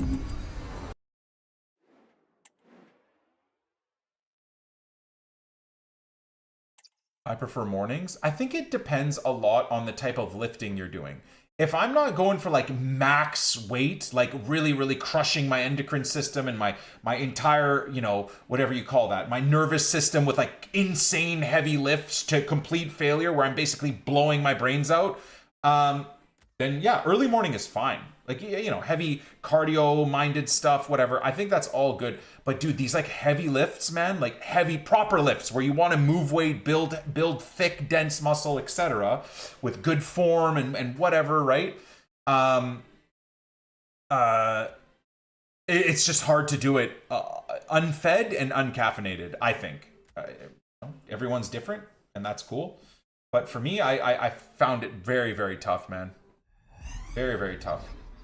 I think the dream when I retire will be like, I'll get up and do early morning cardio, like go for a run, a hike, a walk with Steph. And then later on in the afternoon, when I'm done working on my car or done like doing some stuff around the house, probably at like noon or 1 p.m. is when I'll go to the gym. Noon or 1 p.m. will be like my heavy compound lifts and whatnot. So I'm excited about that. Retirement era NICK28T is going to just be an absolute beast. I think that'll be like the perfect setup.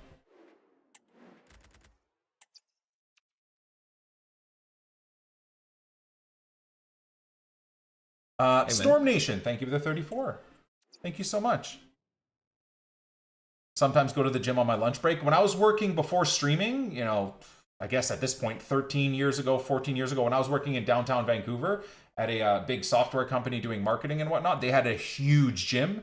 And me and a couple of the dudes would go, like, have our lunch break in the gym. We'd basically eat at our desk after we were done working out type of thing. So we'd do the thing, whatever, you have coffee break, whatever. And then at noon, from noon to 1, we'd lift in the gym. And then, you know, we'd have a quick shower, be back, I don't know, I cheated the time clock a little bit, but we'd be back at our desk by, let's say, 1:15. And then I would just have my food while, you know, whatever, doing whatever work was to be done. And that was pretty great. Did you shower together? No, they're individual showers. Have I packed anything out of the 77 by 5 packs? Oh yeah, tons of stuff. Tons of stuff. Tons of stuff. Before likes the idea of showering together. Let's go. Let's go. Did you want to? Did I want to what? Work out at lunch? No, but that was the... Dude, it was an hour-and-a-half commute into downtown Vancouver in the morning. I started work at 7 a.m. So I would like leave the house at 5:30 a.m. I'd get there at 7 a.m. And the idea of working until 3:30 or 4 and then working out in the gym to then drive home for 2 hours in heavy traffic was a terrible idea. Just because I wanted to like have an hour lunch where I sat on my ass and ate food. So it just worked out for me with my 9 to 5, what you'd call like a job, 9 to 5. It just worked out where I toughed it out and worked out at lunch. It was just way better. Because again, get up early, get to the office early, 7 a.m. to noon, I'm working, I'm grinding.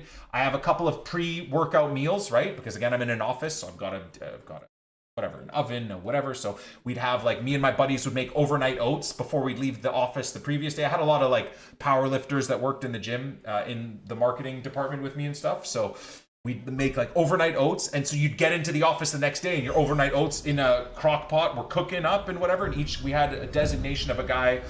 Each week, one person would be tasked with cleaning out the crock pot and then setting it up before he left for work the next day, right? So every week we'd change it. And so yeah, I'd have like overnight oats and then I'd have some protein shake or whatever. And then again, we'd get in the gym by noon, we'd lift until 1. And then the beauty is because I started so early, by the time I'm done my lift and I'm back on my desk at 1:15 to eat my lunch and finish up my work, I got like 2 hours, maybe 2.5 hours of work with meetings and shit left. And I'd be the fuck out of there at 3:30 at the latest so I could get on the highway and basically avoid all of the evening traffic.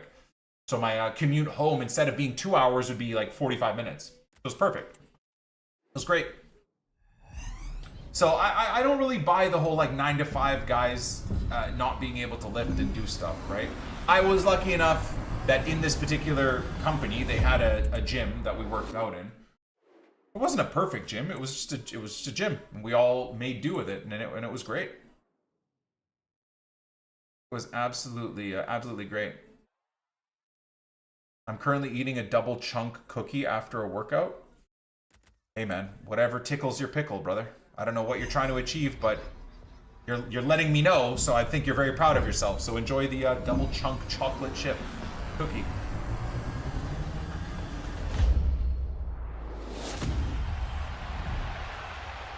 Yeah, Belms, it's the worst, man. Vancouver might be the most disgusting city on earth in terms of traffic management. It's a disgrace. The fact that you have to get off the highway 30 blocks away from the downtown core, like you have to travel 30 or more blocks through residential streets and neighborhoods to get into the downtown core is the most fucking moronic thing on earth. The worst planned, built city on planet Earth is Vancouver. Absolutely the worst. I did that, dude, for 3 years, and by the end of it, I was like, man, I need to start my own business. I don't care if I take my great salary and bring it down to 10% of what I used to make. I'd rather make 10% of what I used to make working from home and running my own stuff than make the 100% I'm making with 3 hours a day of commute.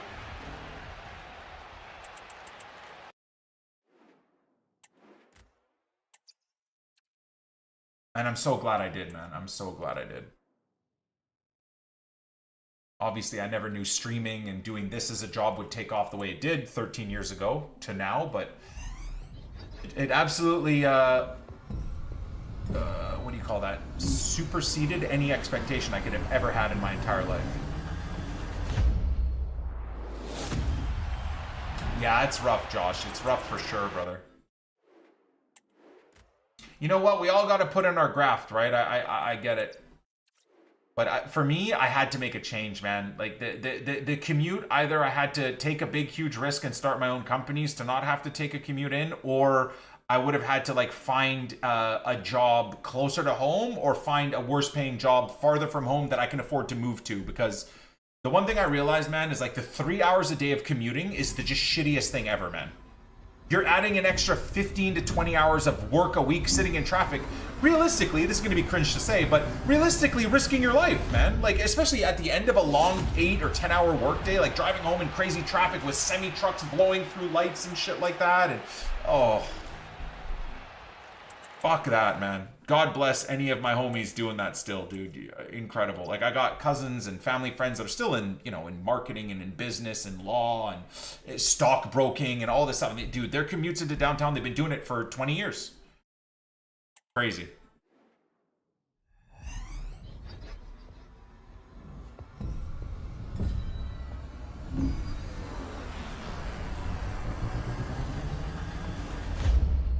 Yeah.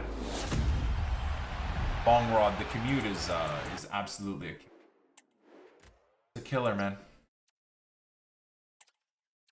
And it's what I don't understand too, like the whole concept of companies trying to push everyone back into the office when remote work is such an easy thing. I truly think Western society is its own worst enemy though, don't you think, chat?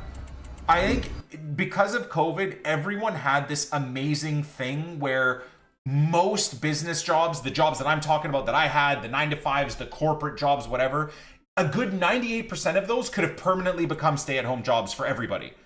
But these fucking lazy, good-for-nothing losers, no offense, because I know there's probably a lot of people even listening to this that probably participated a little bit in this, but nevertheless, the people that fucked around and barely did any work, would have like setups on their PCs where it would load them into work and they'd have mouse triggers that would move around. So they basically didn't do anything for years at a time. It fucked it for everyone, man. It fucked it for everyone. Like, I know a lot of guys in high C-suite levels, and half the reason why they force people back to work is because most people, not all, but most people were bullshitting around constantly. And that screwed it for everyone. Steersy, thank you for the 5, man. Appreciate you. Thank you for the primer.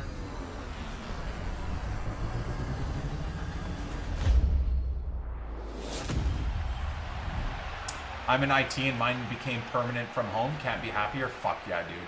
Honestly, man, I don't know where the IT sector is going, Palermo. We've talked, you probably were here when I've talked about this, but when I was in the business world, I was always so fucking jealous of the IT guys. And I knew for a fact that I got into the wrong industry and the wrong part of the industry.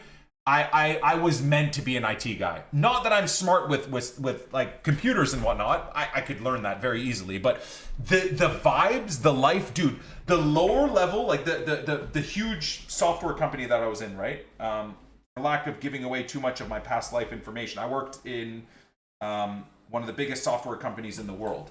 And the downtown Vancouver campus and office, like I said, had a gym and whatever, but I was infinitely jealous of the IT guys, man. First floor IT guys, bro, they fucking rocked in whenever they wanted to. They basically were just given tasks to do and kind of keep everything afloat for everyone, you know, the usual, like, oh, my PC isn't turning on, and some fucking guy in sandals would come up and roll his eyes at you and press 2 buttons and then your PC would work. But anyways, the way they got to, like, they didn't have to wear business attire. They had fucking huge beards if they wanted to. Like, it was, as a relatively introverted guy, I was like, man, I fucked up not getting into IT. They're all cool. They all loved soccer as well. So again, being in Canada, like the Champions League is always at like 11 a.m. till 1 p.m. or 2 p.m., right? So kind of in the middle of the workday. So I'd go down in the office on a Tuesday or Wednesday to get something from the IT guys, and all of their screens had Champions League football on, and they're all sitting there like eating pizza and doing, like, what the fuck is this, man? You guys are all making as much as I am or more. I'm fucking sitting here losing my hair, stressing out about this marketing department, this stupid fucking team of mine not doing any work and whatever. And meanwhile, fucking the whole IT department, man, all making like 200 grand, 300 grand. They're all just sitting there chilling, fucking the best, dude. The best. The absolute best. So anyways, the lead up to the next point I was going to make for Palermo is I am scared for all my IT guy homies because, dude, the things I'm hearing from the business world is like the first things that are starting to get completely axed out are IT. The way AI is going, the way software and the integration of AI and whatever, it's freaking me out for all of like my high level you know, let's say part of that industry, like the IT industry in general, right? And management and all that. Like, it just seems like so much of that is going away. Because what I wanted to say to like my son is like, if he didn't know what to do, if he doesn't want to get into the trades and work with his hands, I was like, brother, the IT feels like the place to go. And I want to explain to Ethan about that. He's more of a people person than I am, so I don't know if IT would be for him, but he doesn't really use his hands. He's not into, like, when I was a kid, I was building cars, I was breaking bikes apart and building them and learning them. So like, I don't know if my son would want to get into trades either. He's just very much 100% soccer focused, and that's it. He's got like, you know, nothing else really that he cares about. Well, nowadays in Canada and the West Coast, for sure, trades is the way to go. Like, if my son is a bit lost and doesn't know if he wants to do uni, I'll show him the options and whatnot for trade, for sure. You know, carpentry, plumbing, dude, electrical. The Sparkies out here, man, dude, oh my god. They've got it freaking made. They've got it made. I would love, obviously, my son to get into the car industry, but again, I know for a fact that's not him. And again, I mean, if he says he wants to, obviously I'll support it, but I just know from like mannerisms, and again, he couldn't care less about cars, couldn't care less about building bikes or taking things apart. I'm like, usually by a young teenager, you know whether or not your kid kind of has that interest. Like me as a 13-year-old, I'm not kidding. Not only was I obsessed with cars, but I used to print out, what are those books back in the day, before the internet really, that would basically have the complete ins and out of taking a car apart? There's a name for these books. Like, I would buy certain Volkswagen like blue book appendix books or whatever, and it would be like a Bible. Haynes manuals. Thank you, Rainer. Exactly that. I would buy, at 13 or 14 years old, I would disappoint my dad so much, because instead of studying at 13 or 14 to become a doctor or whatever, I was obsessed with buying like Haynes manuals of cars I was interested in and like reading through a full hyper detailed explanation of how the motor comes apart and what rod bearings and whatever you're doing. And like, I love that shit, dude. To me, that was like almost as exciting reading as reading Lord of the Rings. I was obsessed with that stuff. Whereas like my son doesn't give a fuck about any of that. He doesn't care at all. Yeah, Haynes manuals. That's exactly what they were. Yeah, they were great. So good.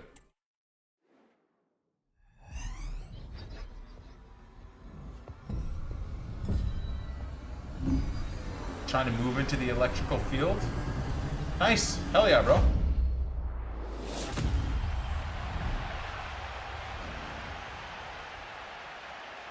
Man, these team of the seasons aren't popping, eh?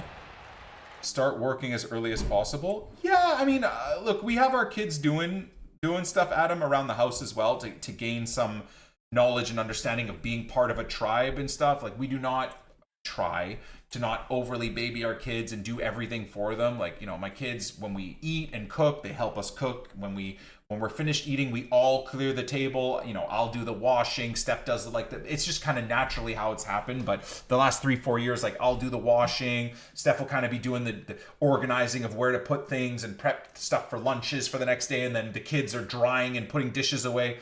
So we've established that from the beginning, right? The kids have chores, certain things to do around the house, which they pretty much never do unless we remind them to. But nevertheless, we've started them on that stuff. I don't know about like actually working. Like, if Ethan at an age when he's 15 or 16 or whatever and wants to get a certain type of job, I'm not going to say no. If that's what he wants. I started working at 15 at a gas station because I wanted to get a bit of independence from my dad and my mom and whatever to start making my own money. But that's going to be up to him, right? I just want them to basically learn and understand the value of money more than anything, right? And they do. They definitely do. They do. They're super good. Like, they're not they're not like most kids, man. And I'm sure every parent says that, but as of right now, 11 and 13, I think we're probably a year or two away from really understanding how much they'll be influenced by media, money, greed, etc., right? Buying shoes, caring about your look and that stuff. I think we're probably still a few years away from that. We'll see. I'm hoping it kind of stays the same. All right, we got another set of things to grind, boys. Did you ever play Skyrim on stream? I already have. Early part of my streams were on Skyrim, actually, after we played Ultimate Team. I've always had a second game after Ultimate Team. But, you know, early days it would have been Skyrim, it would have been H1Z1. You know, even in the early days, I remember Nep trying to get me into Minecraft and whatnot, but that never really stuck.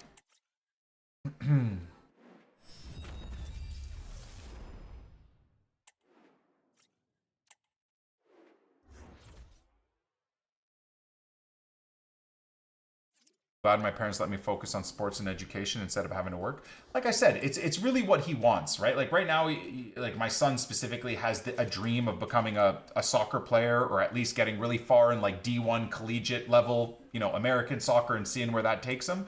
And I'm going to support him. As long as he's working really hard and dedicated to his craft, and he is passionate about it, whether that's schoolwork or like a sport, maybe track and field, whatever, he's insane. Like the thing is Ethan has the craziest stamina and ability to run long distances. Like even when he was in the 6th grade, he just was playing soccer, but would go to like track meets and he would murder everybody. Obviously, figuratively, in terms of the distances running and completing super long distances ahead of like grade 8s, like actual men. Like once you hit grade 8 or 9, you're like hitting puberty, and but he was cooking everybody. That was a year and a half ago. So I mean, again, very recently, they just begged him to like join a track meet and basically do like a 2-hour pacing run through a certain area, and he beat everybody again. And again, like older kids.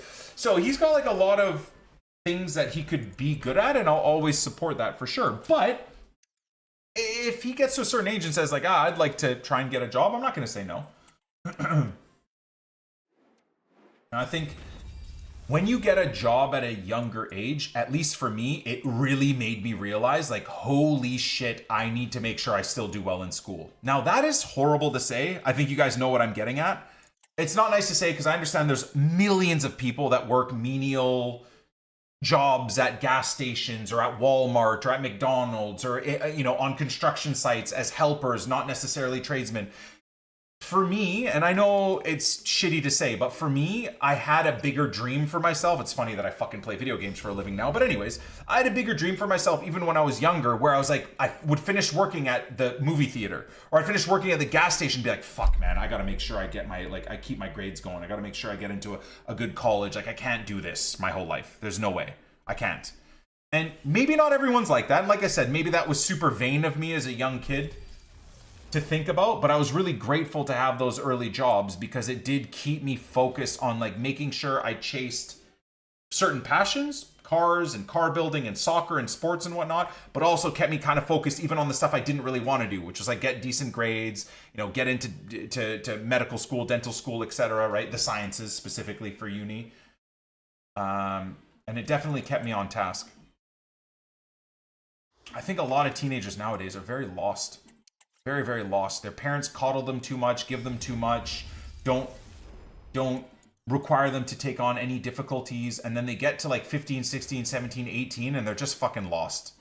They don't do anything difficult, whether it's sports or schoolwork or scholastics or whatever, and they just fall into this infinite doom loop of, you know, addiction and social media addiction and all this fucked up shit. And people in general, boys, I would say in general, you gotta struggle, man. You gotta understand the meaning of hard work and whatnot. Again, ironic coming from me as a 39-year-old now, and I sit on my ass and play a video game for a living, but I went through all of that stuff, right? That's kind of helped me get to this point here. No, you didn't miss much, Gulls. Honestly, you didn't miss much, bro. You did not miss much, my man.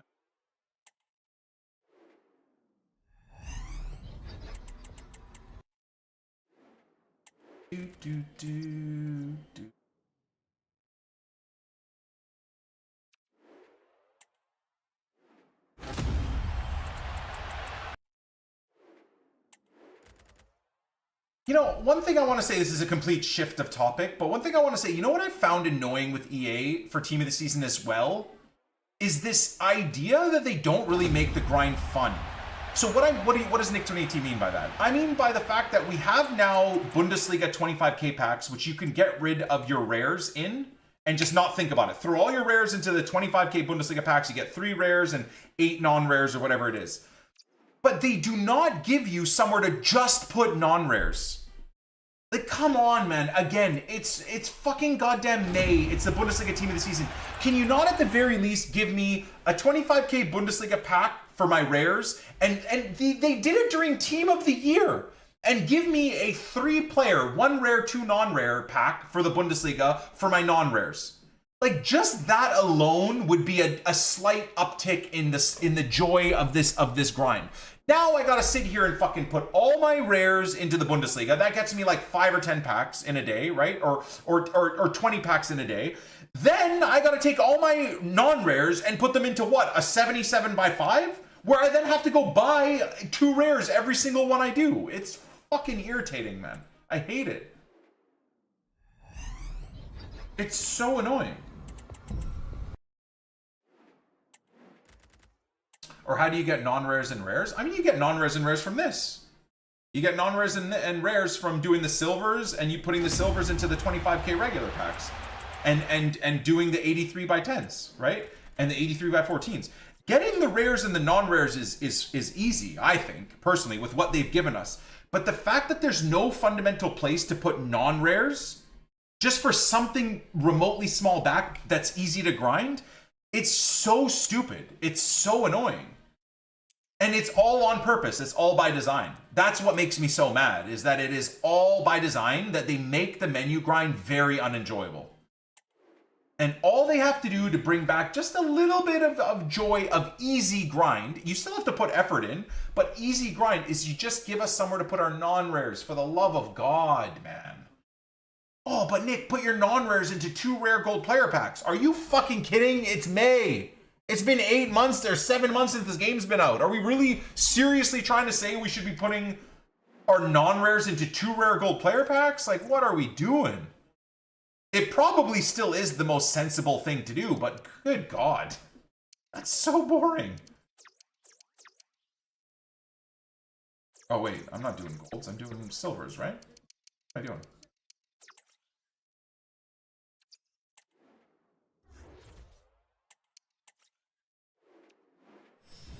BPM time? No chance, brothers. Are we serious? BPM to silvers to golds to rare golds? Fuck that, bro. Again, that was barely worth it 5 years ago when the menus were a lot more limited. Even back then, it was not worth doing beyond the first 2 to 3 months of the game. Now, it's absolutely not worth doing.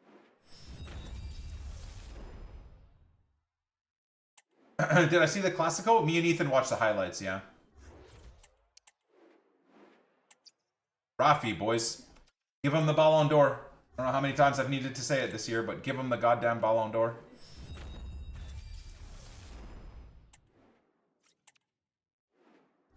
Isn't it crazy too? Like, a subplot is Kylian Mbappe in his worst ever season is still going to outscore Lewandowski, who apparently is having the best season ever and is the best player ever, or what so many people are trying to say.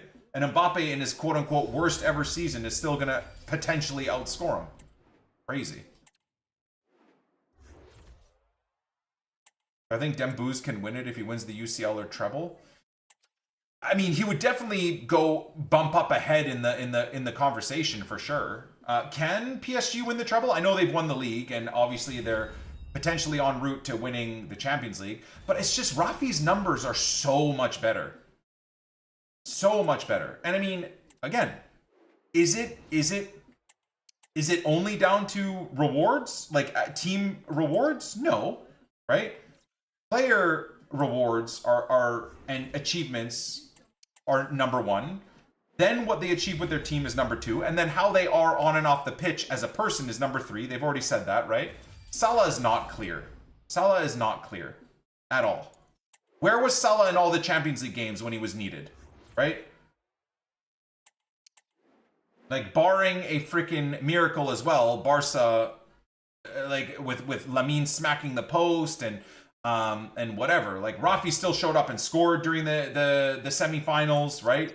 Got assists during the semifinals. Like, Crazy game. I still selfishly wish it was PSG versus Barca. I think as a football fan, that would have been the sickest final we've seen in a very long time.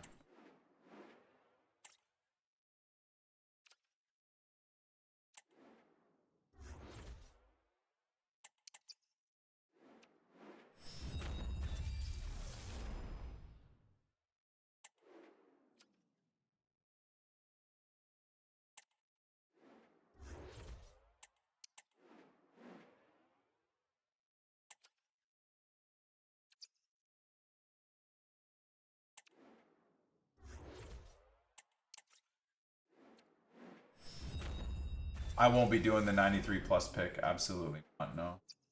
There's 0.0% chance that I do that. Hell no. Did I? Hell no.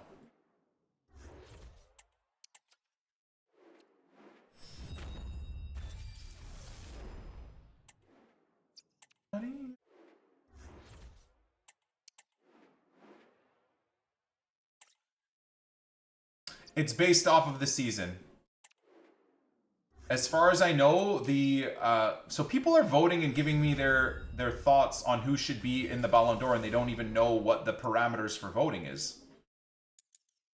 It's been 2 years or 3 years now where it's based off of the season performance, not the calendar year. Unless they've changed it this year again. But the new 2 to 3 year ago change is now a calendar, like it's a season. As far as I know. No, it was a calendar year. You're understanding opposite. Previous years, like for a very long time, it was the calendar year. So you'd have a player get the Ballon d'Or, the conversation pieces would be like, oh yeah, this guy should get in. But then you'd be like, well, we gotta wait, because they count September, October, November as well. Did they count Euros or Copa? I believe if there is something that would help in the voting, yes. Yes.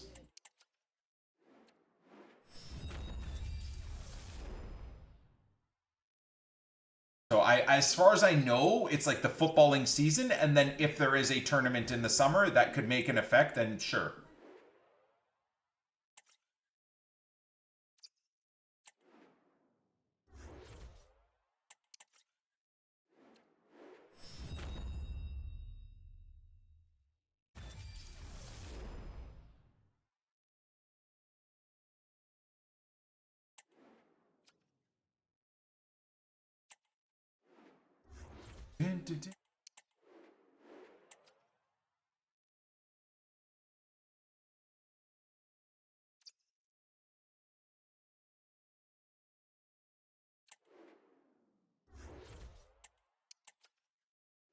I think Dembele could win. I think Dembele could win as well. I think it's, as of right now, Salah's dropped off since he fell off in the Champions League. And overall goal scoring even and assisting even in the Premier League. He's fallen off, right? I think for the last 2-3 months, it's been a pretty heavy takeover of Rafinha and Yamal, and Dembouz as well now with how well PSG are doing. I think it's between those three. Honestly, man, I wouldn't even be upset if Lamine got it, bro. He is just... The thing is the problem is like Lamine Yamal and anybody that knows football, I'm not saying anything new here, anyone that knows football, like, I think you almost want to vote for Lamine Yamal. He's fucking 17 years old, doing the shit that he's doing week in, week out, in the biggest games, in the Clásicos, in the Champions League, in the what. Like I said, other than really bad luck, Lamine should have sent Barca to the final with hitting the post and Jan Sommer making like 4 wonder saves. Jan Sommer conceded 3 goals and still got man of the match. Like, that's how unlucky Lamine Yamal was to not him and Rafi send Barca to the final. Let's not forget that, right? A lot of people will just see Barca not in the final and think, oh no, there's no way Lamine or Rafi should get in it. That's wrong. Anyways, the point I'm trying to make is like Lamine does a little bit more than Rafi or even Dembouz because the eye test. Dude, the passion, the ability, the skill set, the movements, dude, he's as close to a Leo Messi / Ronaldinho hybrid I've ever seen. Neymar hybrid? Dude, have you seen the videos where they do like the reverse angle and they basically flip Lamine over to the left side of the pitch? He fucking looks like a hybrid of Neymar and Ronaldinho with Messi's close dribbling. Like, it's insane. Like, so what I'm saying is I would not be shocked, surprised, or even anywhere near upset if, like, Lamine wins the Ballon d'Or, dude. The eye test, the pure joy you get of watching him play supersedes the just pure stats that Rafinha has over him, or even to some extent Dembele has over him. Does that make sense? I don't know if that makes sense. So, absolutely, I think, which is pretty crazy, the Ballon d'Or is going to be between ex-Leeds beauty, Rafinha, the second coming of Christ himself, 17-year-old Lamine Yamal, or Dembouz, which is kind of crazy that Dembouz is anywhere near a conversation, because I think we all thought 2-3 years ago, with all the injuries and all the, like, basically some good games then gets injured or some bad games, Dembele, I mean, I'm pretty sure we can all look back at everybody's tweets saying that Dembele is a fraud. And now he's in the conversation. Like, it's pretty crazy those three being maybe a top 3 for the votes for the Ballon d'Or. It's pretty nuts, man. I wouldn't really be upset at any one of those guys winning. It's absolutely insane.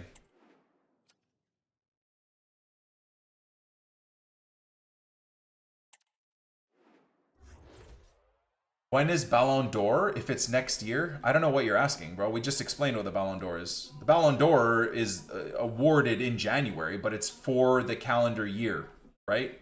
Obviously, the previous calendar... Sorry, not calendar year, for the previous season. So the Ballon d'Or will technically be given in January, I believe, 2026 or December 2025, but it'll be for the 2024-2025 season.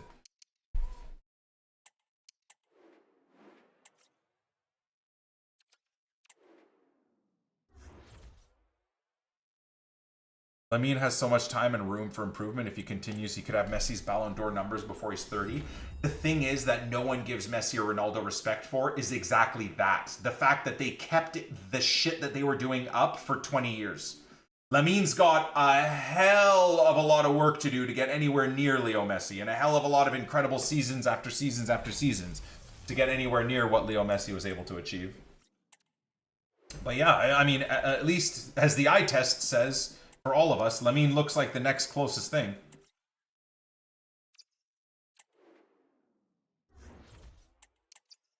Could Lautaro be in consideration for Ballon d'Or? For the sole purpose that Inter is in a Champions League final, and that's all. That's the only reason he'd be anywhere near the conversation.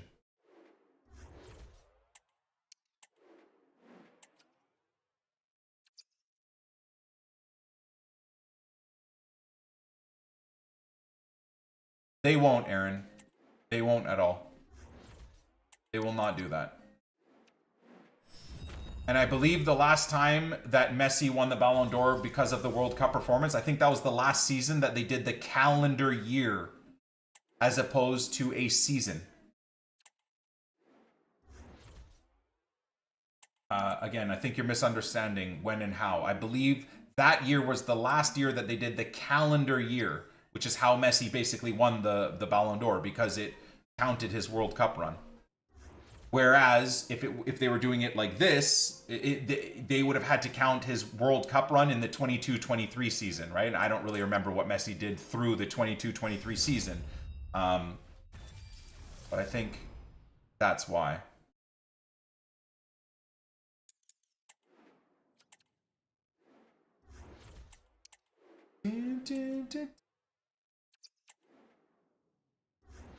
Oh, we've just casually built another 25 player packs out of just our silvers, so that's pretty great.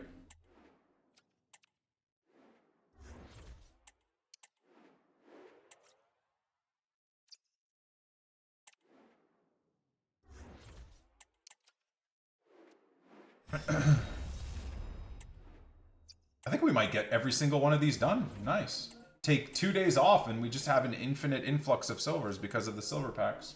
The daily silver packs. Yeah, we're just going to get the 25 done. And we probably will have another 10 or 20 silvers ready for tomorrow too. Where are you getting all the silvers from? From the silver packs that we get. Okay.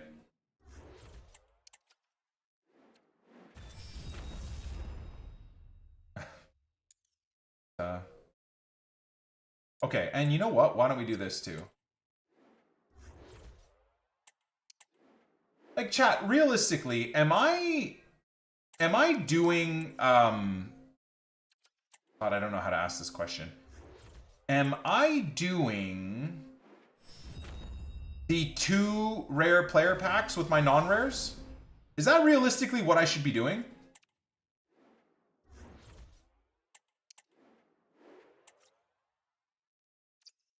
Or should I be buying the 2 rares to do the 77 by 5s?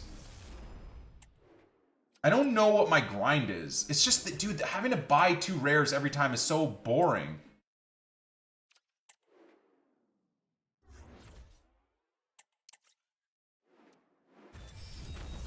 But I suppose that probably is the better choice, right? Then again, what I could do is I could do the rares with everything 82 and below, and then I save the 83s for the 77 by 5s. That's a move. Then I don't have to buy anything. Okay, I'll do that. I'll do that. So 82 and below will go into the Bundesliga packs, rares.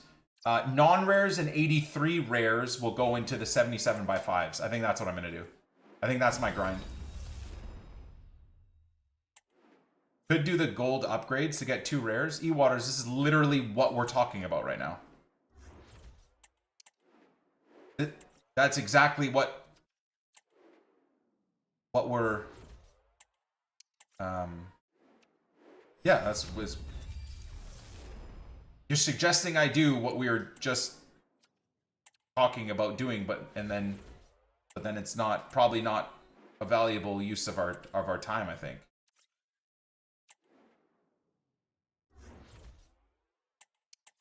Oh, you're delayed. Okay. Gotcha. When do the 77 by 5s expire, chat? I gotta go grab those. Yeah, I'm not gonna do these. Amen. Hey, that's a very nice shirt you've got on. I've got the same one on going to the gym. My Go 1028 love. Aiga, thank you for the 29 months, brother. Appreciate you on the primer resub. Thanks, man. Hopefully you have a good workout. I had a pretty solid lift this morning. Not the best of the best, but good enough. Good enough. Still felt pretty good about it.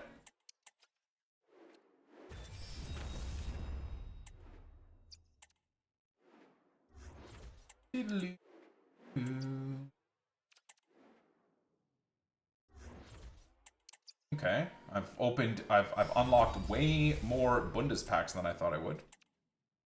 Have you packed anything today? Just some crap here and there.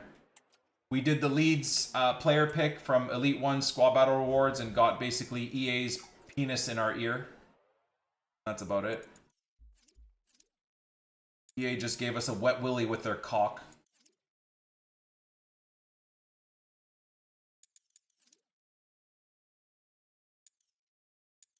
Yeah, this one.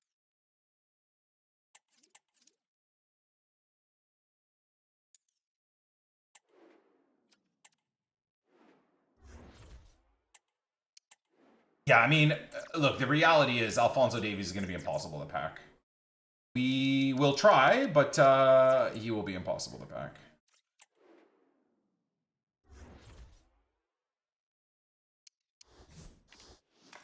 Oh, do I not have a lot of rares?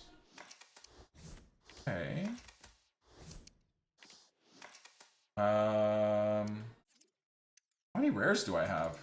We might have to just yeet packs, guys. Oh shit, I don't have any rares. Sweet. Or sorry, any non-rares. Alright, let's do it. Well, we can rip more packs. Yeah, the other thing I was thinking we should do too, this is a fucking waste of time though. I was thinking doing some BPM to get some more 64 rateds. I don't know if that's the move. Alright, let's bring the non-subs back in. We'll let them chit-chat with us for the next little bit.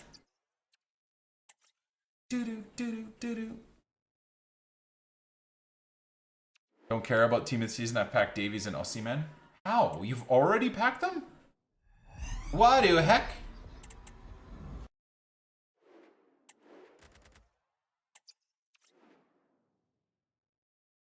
Maybe the Bundes 25k packs are where the luck will be.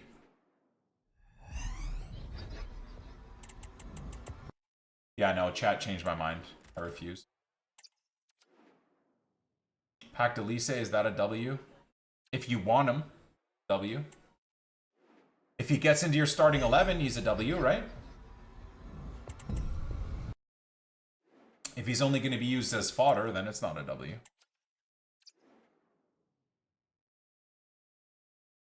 Where to grind players besides Silver Pack, BPM, and upwards? No, don't waste your time with a BPM. The only way I would say is either grind the game to get objectives and rewards for packs for players, or just go to the store and use your coins on those non-rare provisions packs. And then put them into 77x5s with 1 or 2 rares that you get for 600 coins off the market. That's probably the only intelligent ways to do anything in this game right now.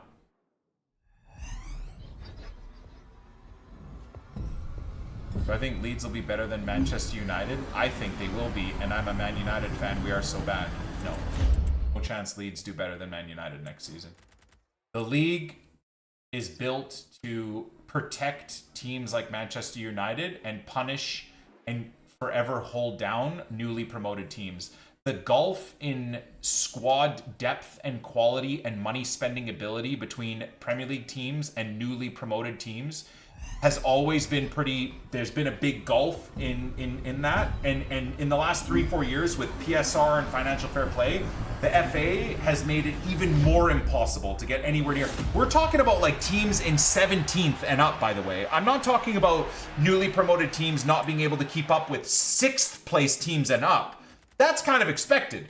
The way the financial system is now set up in this corrupt English league, it's the best league in the world, don't get me wrong, but they've ruined the league for a lot of the reasons I'm mentioning right now. The gulf in class now between 17th and 18th is diabolical. It is so crazy. It doesn't matter how much money these new 20th to 18th place teams have to spend, they are not allowed to spend the money. It's just fucking stupidity.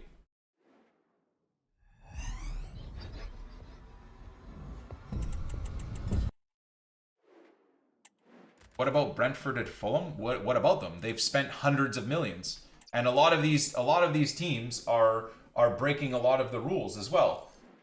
Very few teams are going to be like Brighton. I mean, look at fucking West Ham. Didn't West Ham spend 100 million on 2 players, and they barely kept themselves above the relegation places? So, you know, when I say, oh, Leeds United have 150 million to 200 million that they're willing to spend, they won't be allowed to spend that much, but you look at some teams, they'll spend that on 2 players and go get nowhere, right? Like, you know, the way Brighton or even Brentford have done is a very rare occurrence. You have to almost do what Villa or what Nottingham Forest have done, where you spend infinite money and just say, fuck you guys, punish us then, right?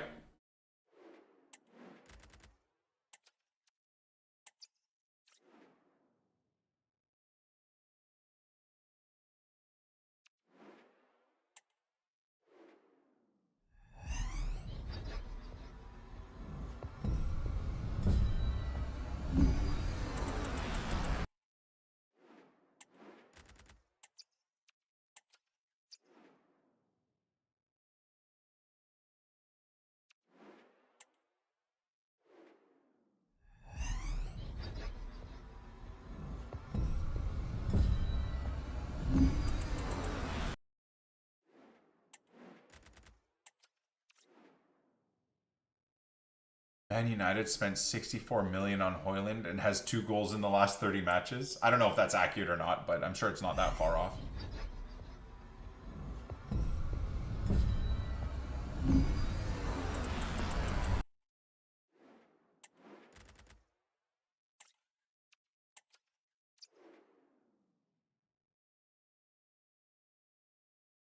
Bottled Xavi by 1 win. Unlucky, bro. Unlucky.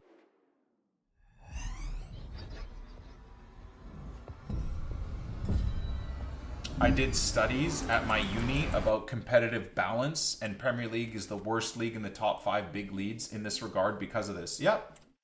Yeah, I mean, the thing is we wouldn't even need to do like a 5-year degree program or a master's thesis on seeing it. You can see it plain as day. And I'm not saying Tamberg, what you did wasn't a good achievement. Absolutely, that's awesome that you did that. I'm seeing a lot more people focus their studies on on especially if they're in a type of a business designation on these types of topics. But it's hilarious that like even us basic brain dead football fans can see how broken the system is.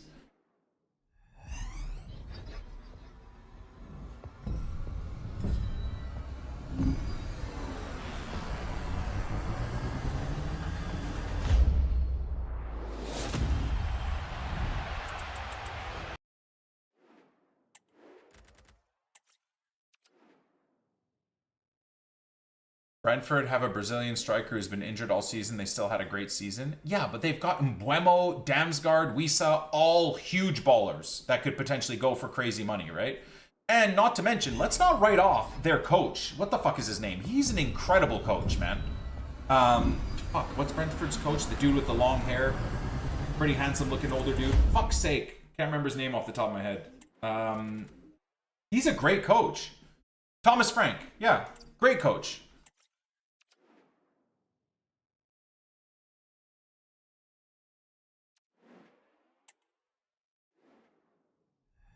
Yeah, Thomas Frank.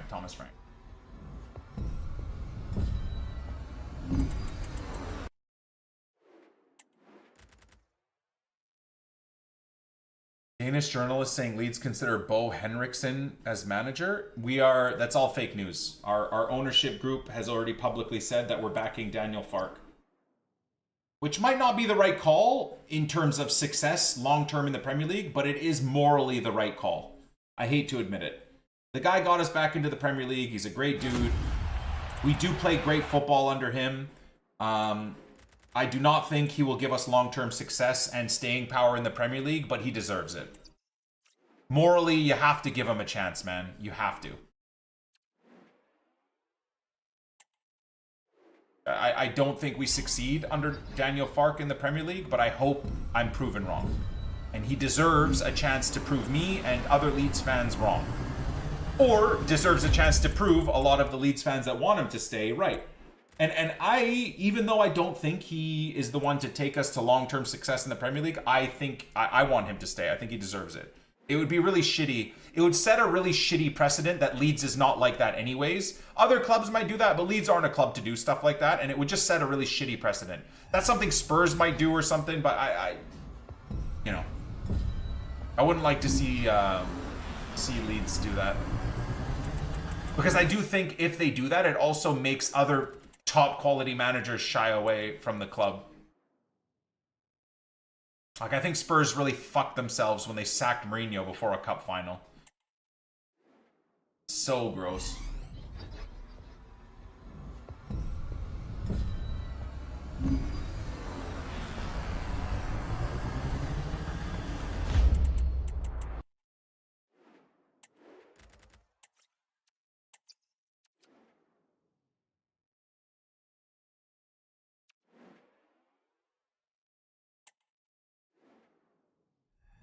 Yeah, Alonso as the Madrid coach is kind of mad, isn't it?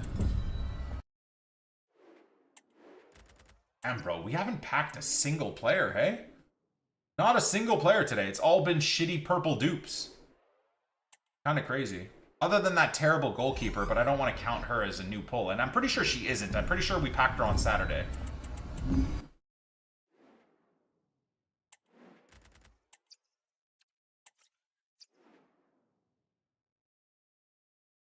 Mourinho said Spurs are the only team in his career that he doesn't feel anything for. Yeah, that's savage. Man, Mourinho, it seems like he's back to his petulant self, though. Like a manager asked, sorry, a manager. I was watching an interview with him semi-recently, I think, where a journalist asked, like, how did he come to the decision of, like, the 11 players, because there's so many changes in his team and whatever.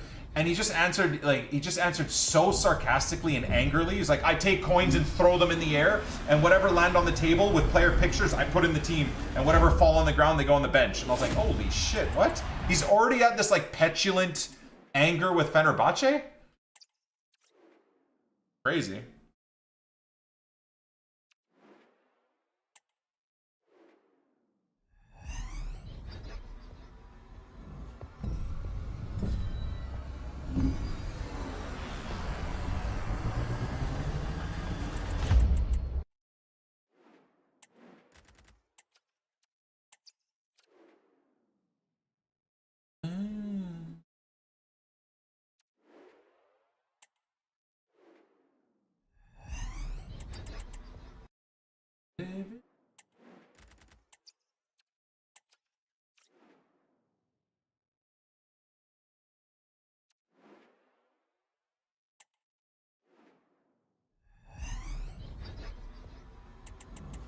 What Mourinho's done is godly. Chelsea team in 04-05 is unbeatable. Dude, what he did with that Man United team against that Galacticos Man City setup, I mean, I think even for him, it goes down as like one of his greatest ever achievements. And the guy's won a treble with fucking Inter.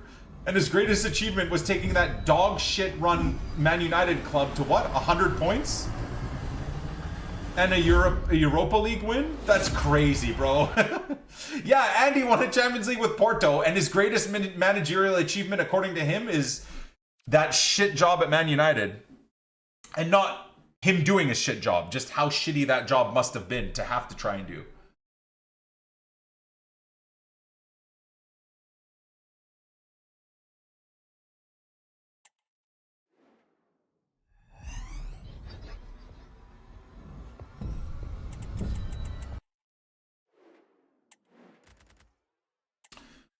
All recent Evos have been paid. That is what it is. I don't really care. As long as they're not overpriced, it doesn't really bother me. God damn, boys, our pack luck has crapped the bed. Big time crap the bed. Holy. Big yikes.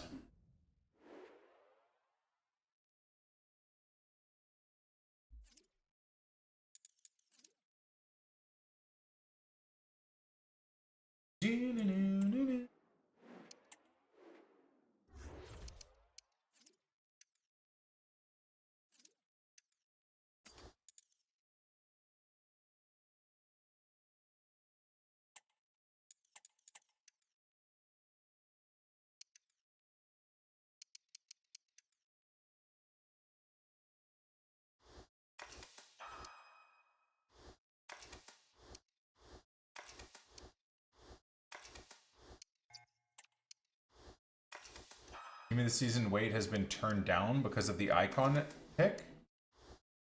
You think? Wow, that would be terrible if that was the case. They reduced the team of the season pack pull weight so people can't do the icon pick as easily.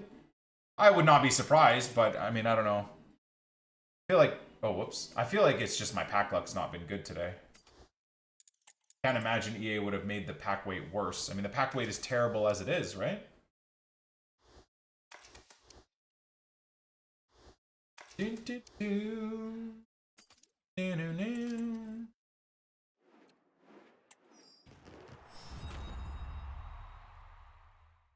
What's my opinion on Arteta?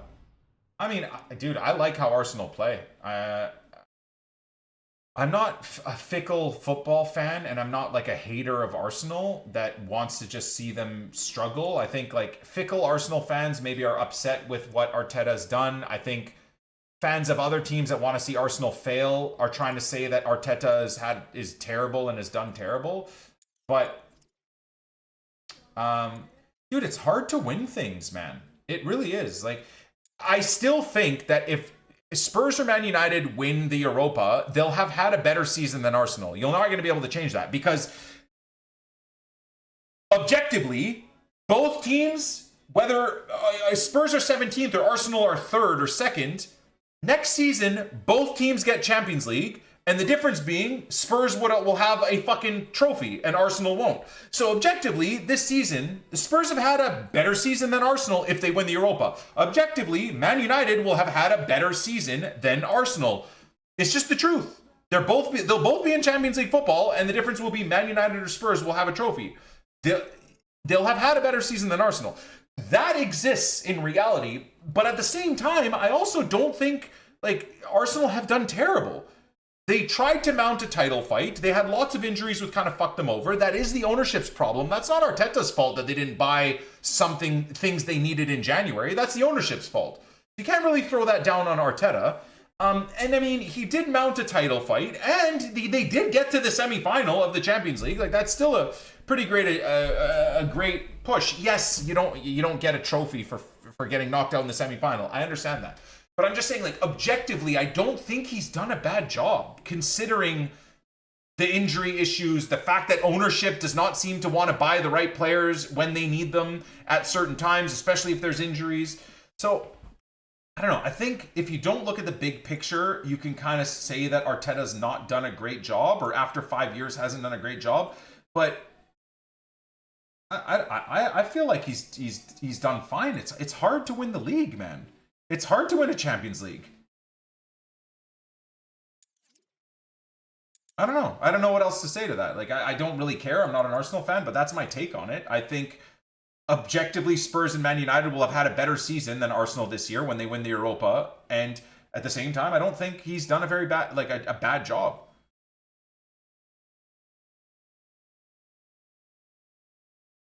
Main problem this season, we keep blowing leads that turn into draws. 20 points drop from winning positions isn't good at all. Yeah. But again, like, the Premier League is a savage league, man. It's a savage league. Like, look at fucking how poorly City did this year. Look at how poorly Man United and fucking Spurs did this year, right? Like, even Liverpool, even though they were quote-unquote dominant, they still only got 80-something points, right? I mean, like, the league is so nuts now, man. It's so much harder to win the league now than it was, what, 5 or even 10 years ago? Right? So, I don't know. Like I said, I'm not an Arsenal fan. Maybe I'm making myself sound like an Arsenal fan. I'm not. I don't give a fuck. But I don't think he's done a particularly terrible job.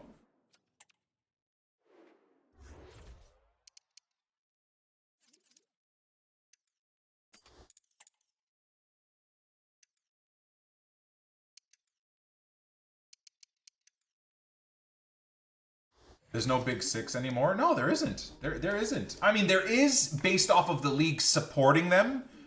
The Spurs, the Man Uniteds, the Chelseas, the Man Cities, the Liverpools will always get favorable backing and favorable corrupt support. There's always a big six in terms of corruption. But in terms of actual footballing ability and quality, I don't really think there is a big six anymore. There's like, yeah, a big 10 or a big 15, for fuck's sake. Pretty crazy.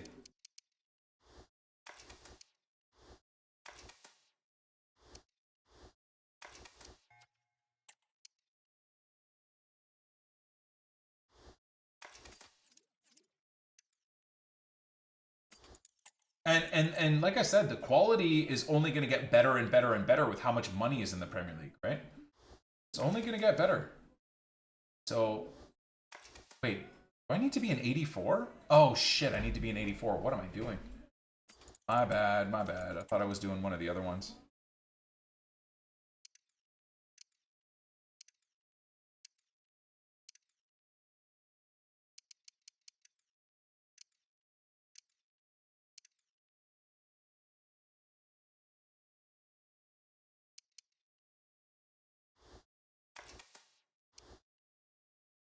Unfortunately, I'm just gonna just stick to this. Who cares?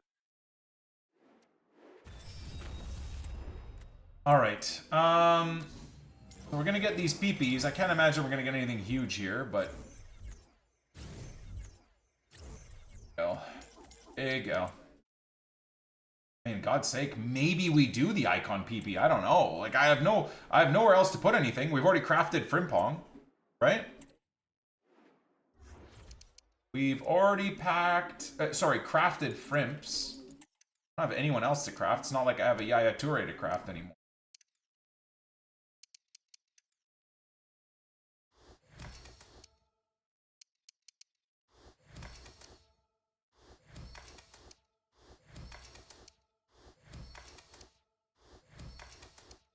Maybe Sammy the Salmon. If I'm going to do a Sammy the Salmon, I'd rather just do the icon PP to hopefully get a Cruyff.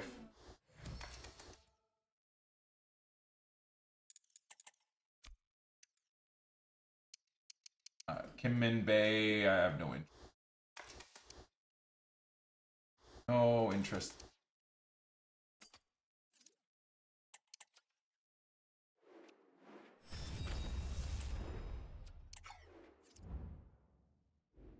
Oh shit, I gotta fucking make my lunch, man. I gotta get my protein in. How has today flown by? So we've already been live for 2 hours and 45 minutes. Or 2 hours and 40-ish minutes. What the hell? Dead pack weight, man. Makes the day fly by, apparently. I don't know how that works.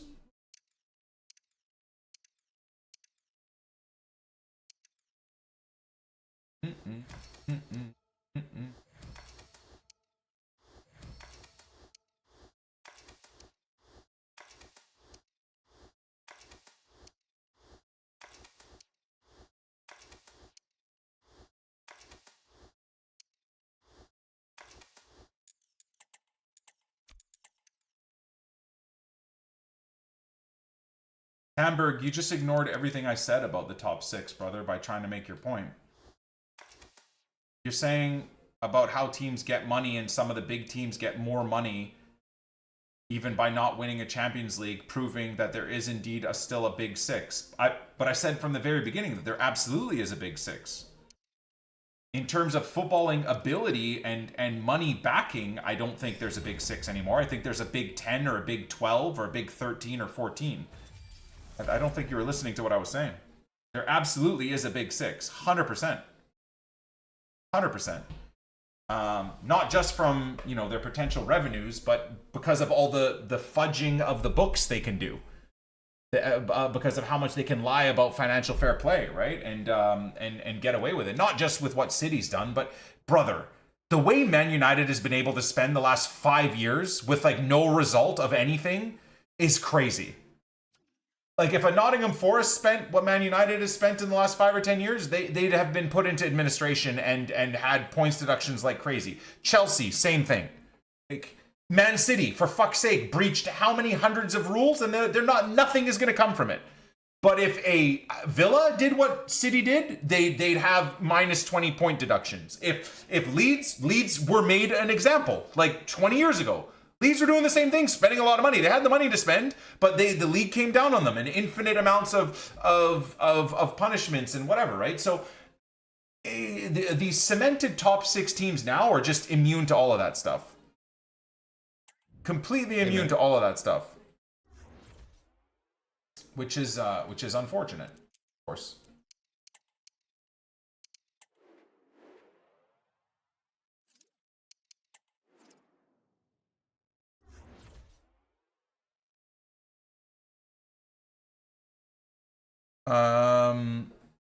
Johnny, thank you, man. Taiga, thank you. Colin, thank you, guys. Appreciate you. Okay, I'm just gonna go heat up my food. I'll be right back, okay, guys? I will be right back.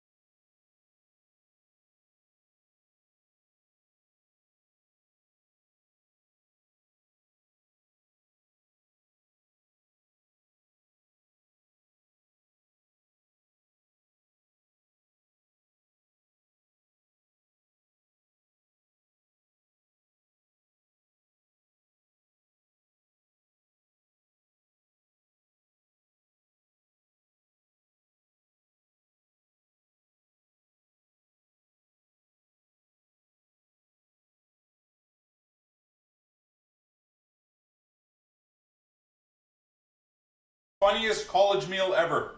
170 grams of filet mignon. We had some leftover steak from yesterday, so I cut it up and quickly fried it. 170 grams of filet, and then 3 super thin rice cakes for 70 calories or whatever. Good and healthy. Not going crazy on the God damn, that's good.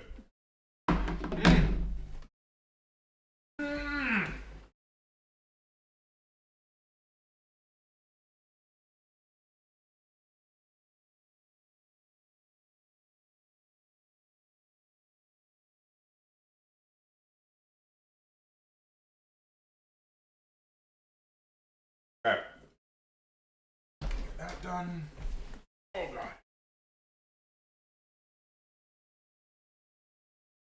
So, fuck's sake, man. I guess we're gonna have to do the Willy Nanto, aren't we, chat? The Willy Nanto Evo, I think we're gonna have to do.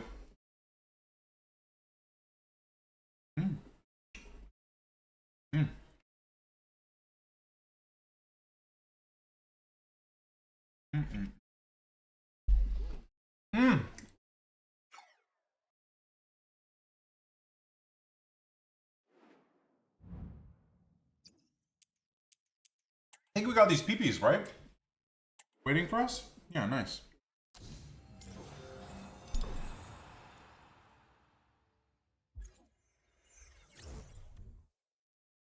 Or not so nice.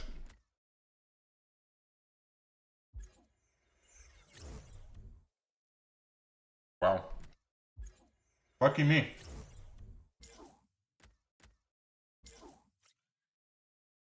Chat, lucky me. I'm so rich.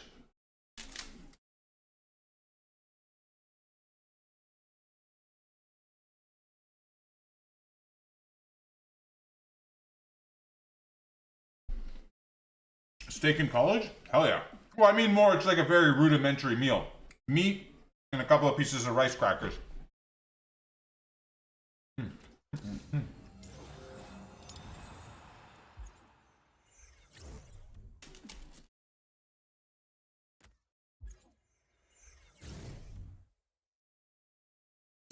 Getson Fernandez is new.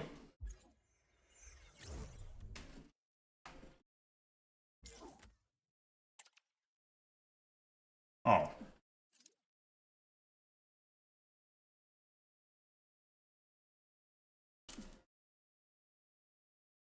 I like the dynamic image.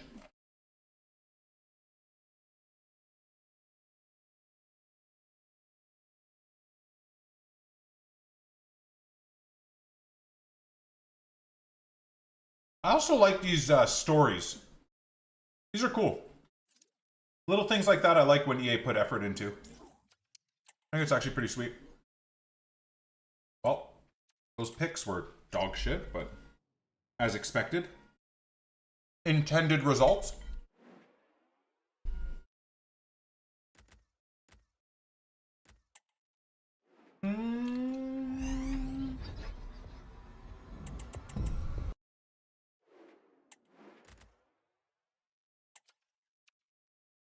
Small prompt or chat GPT? You think? I suppose, yeah.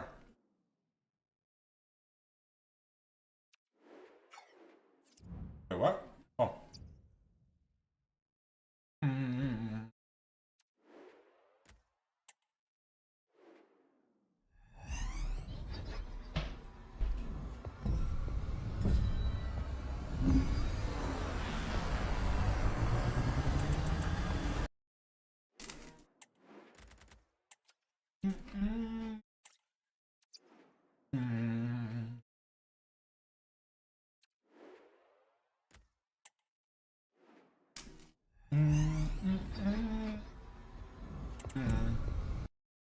It ain't happening today, boys.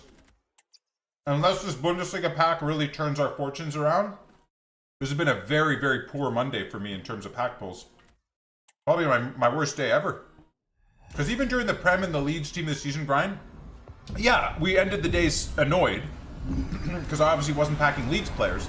But we were still hitting like 4 to 8 big players a day. Well, I mean, dude, we've gone all day and we haven't packed anybody. Not all day. We've gone 3 hours and not packed anybody. And I opened a Premier League Championship Team of the Season pack times 5 for nothing. We did a guaranteed Bundesliga Team of the Season pack, got nothing. We opened what? 20, 83 by 14s and 83 by 10s? 50, 25k packs, both Bundesliga and regular 25k packs. Like, again, it's not like I'm opening 1 rare or 2 rare gold packs. We opened, I think, 25 or 30 77 by 5 packs. Another 10 or 20 77 by 2 Bundesliga packs.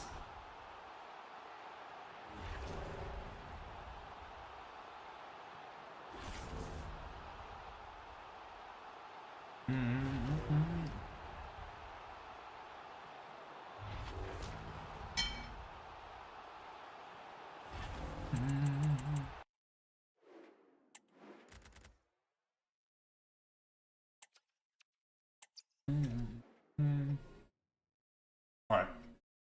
If I don't get a new team this season here, I'm going to be very cross. Come on.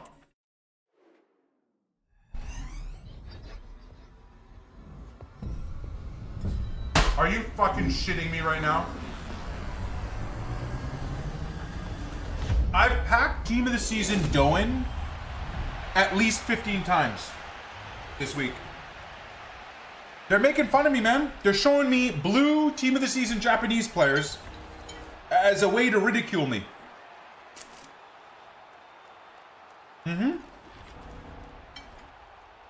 There and last week, how many Mitomas did I pack? 25 of them? Insane. No Tanakas to be found. But 5,000 Mitomas and about 15 to 20 Dones.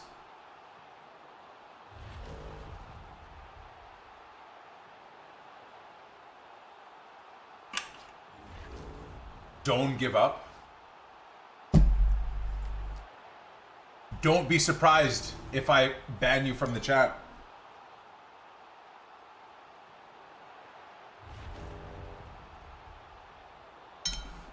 That's so ass.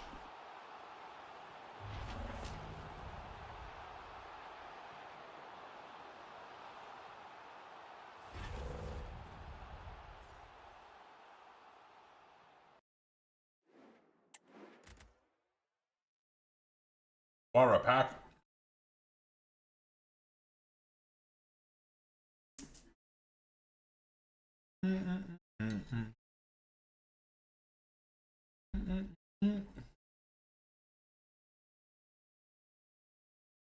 That's a really fatty piece. Thanks.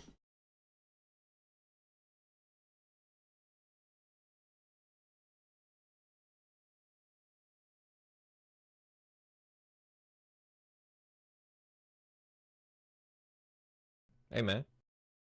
Don't ban me either. Thank you for the 49-month resub, Nation. Much love, bro.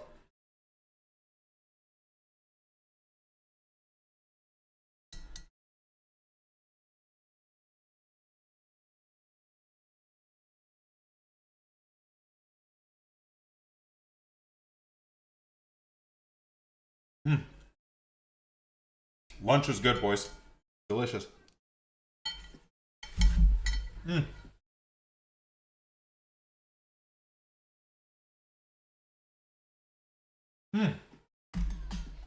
Lovely.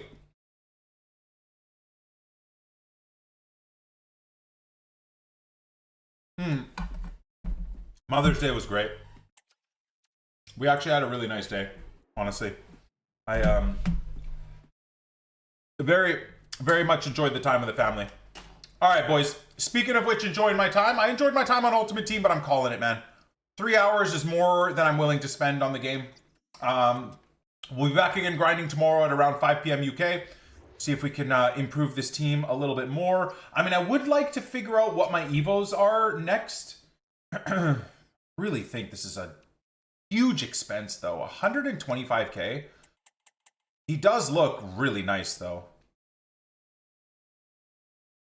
The funny thing is, on paper, he doesn't look great because of the 90 shooting and 84 passing. But if you actually look at his card's pretty great. know, okay, he doesn't have great volleys. Who cares? Otherwise, on a Deadeye or a Hawk or something, he's cracked. Good composure, great dribbling, great agility, balance, jumping, heading, and more importantly, he gets inside forward at right wing, which is nice. Probably where he's going to play for the lead setup, really. And if not, he can play advanced forward. Maestro would look great on him. Yeah, Maestro would be good. The Maestro, I'd probably put a Maestro on him if I do use him at right wing. If I use him at striker, I'd probably want to improve the attack positioning and finishing. So maybe a Deadeye, but or a Hawk, maybe. Hunter'd be a waste. Would Engine do anything? Engine would be a waste, I think. Yeah, Maestro is probably the one. Maestro is probably the one. What do we got to do here? 2 matches, 2 matches, 3 matches. Sweet. I like that. I like that a lot. 125k is so... We're going to be under 100,000 coins if I do this, guys. Under 100k.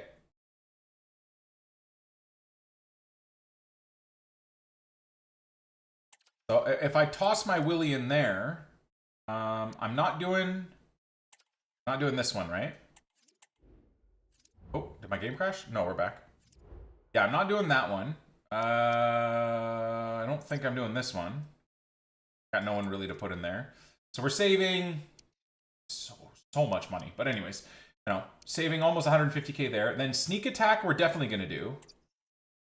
Sneak attack looks great. Still not sure who I want to give it to, but probably Fonzie. Oh, wait, what? New guy, just pack fit in it?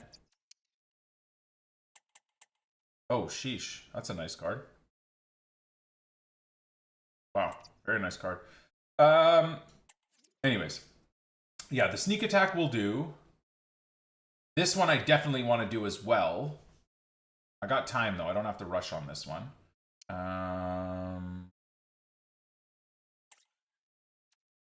Yeah, that one will go to Solomon. 100% doing this one. Especially for 50k. That's a great one. This one, definitely going to do 12 days, 9 days. What about 9 days and 10 days? So I have any...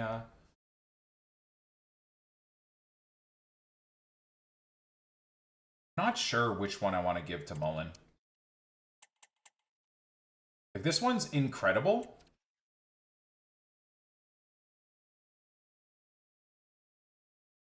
It really is incredible, mainly because he gets insane playstyles, right? It's free. No one else fits. I guess I'll give this one to Mullen. Yeah, I'll give that one to Mullen. It's the only one I can do.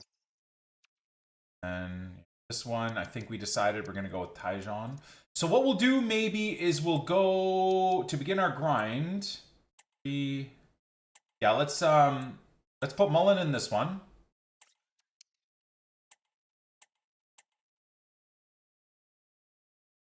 It'll look great there. And then I guess we're gonna dump the 100. Oh god, the 125k into Willy. This one. No one else, right? Ah, Willy's the only one that makes any sense. All right, that's a lot of money, man. I'm not happy about this, but I don't really have anywhere else to to spend.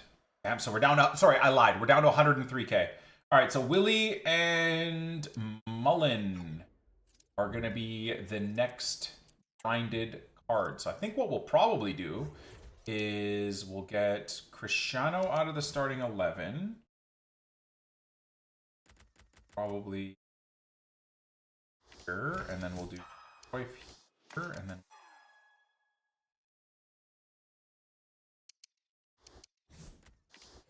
TANAKA like this, and then this. Guys.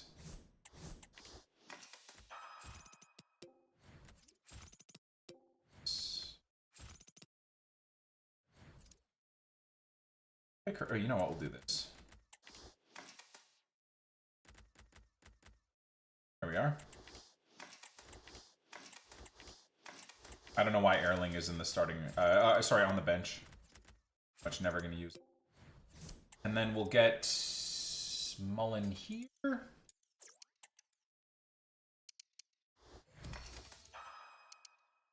Get Big Willie over here. Nice. Okay. So that's probably going to be the team that we roll with tomorrow. I'm not really feel like playing gameplay, man. 3 hours on this game. We basically didn't pack anybody, so there's no real need to worry about grinding gameplay. But that is going to be the squad that we use starting tomorrow. So thank you guys for chilling. I'm going to be jumping on, I think, Tarkov for now until we're prestiged. Once we're done prestiging, or being ready to prestige in Tarkov, so we've got a few more quests to do. Once we're done prestiging in Tarkov, we really got to start thinking about what our evening game is going to be. I'm not sure what it's going to be, man. Because F1 isn't out for what, another month? I believe F1 isn't out for another month, so we'll have to figure that out. But we'll be back on the Ultimate Team grind tomorrow, 5 p.m. UK, 9 a.m. Pacific.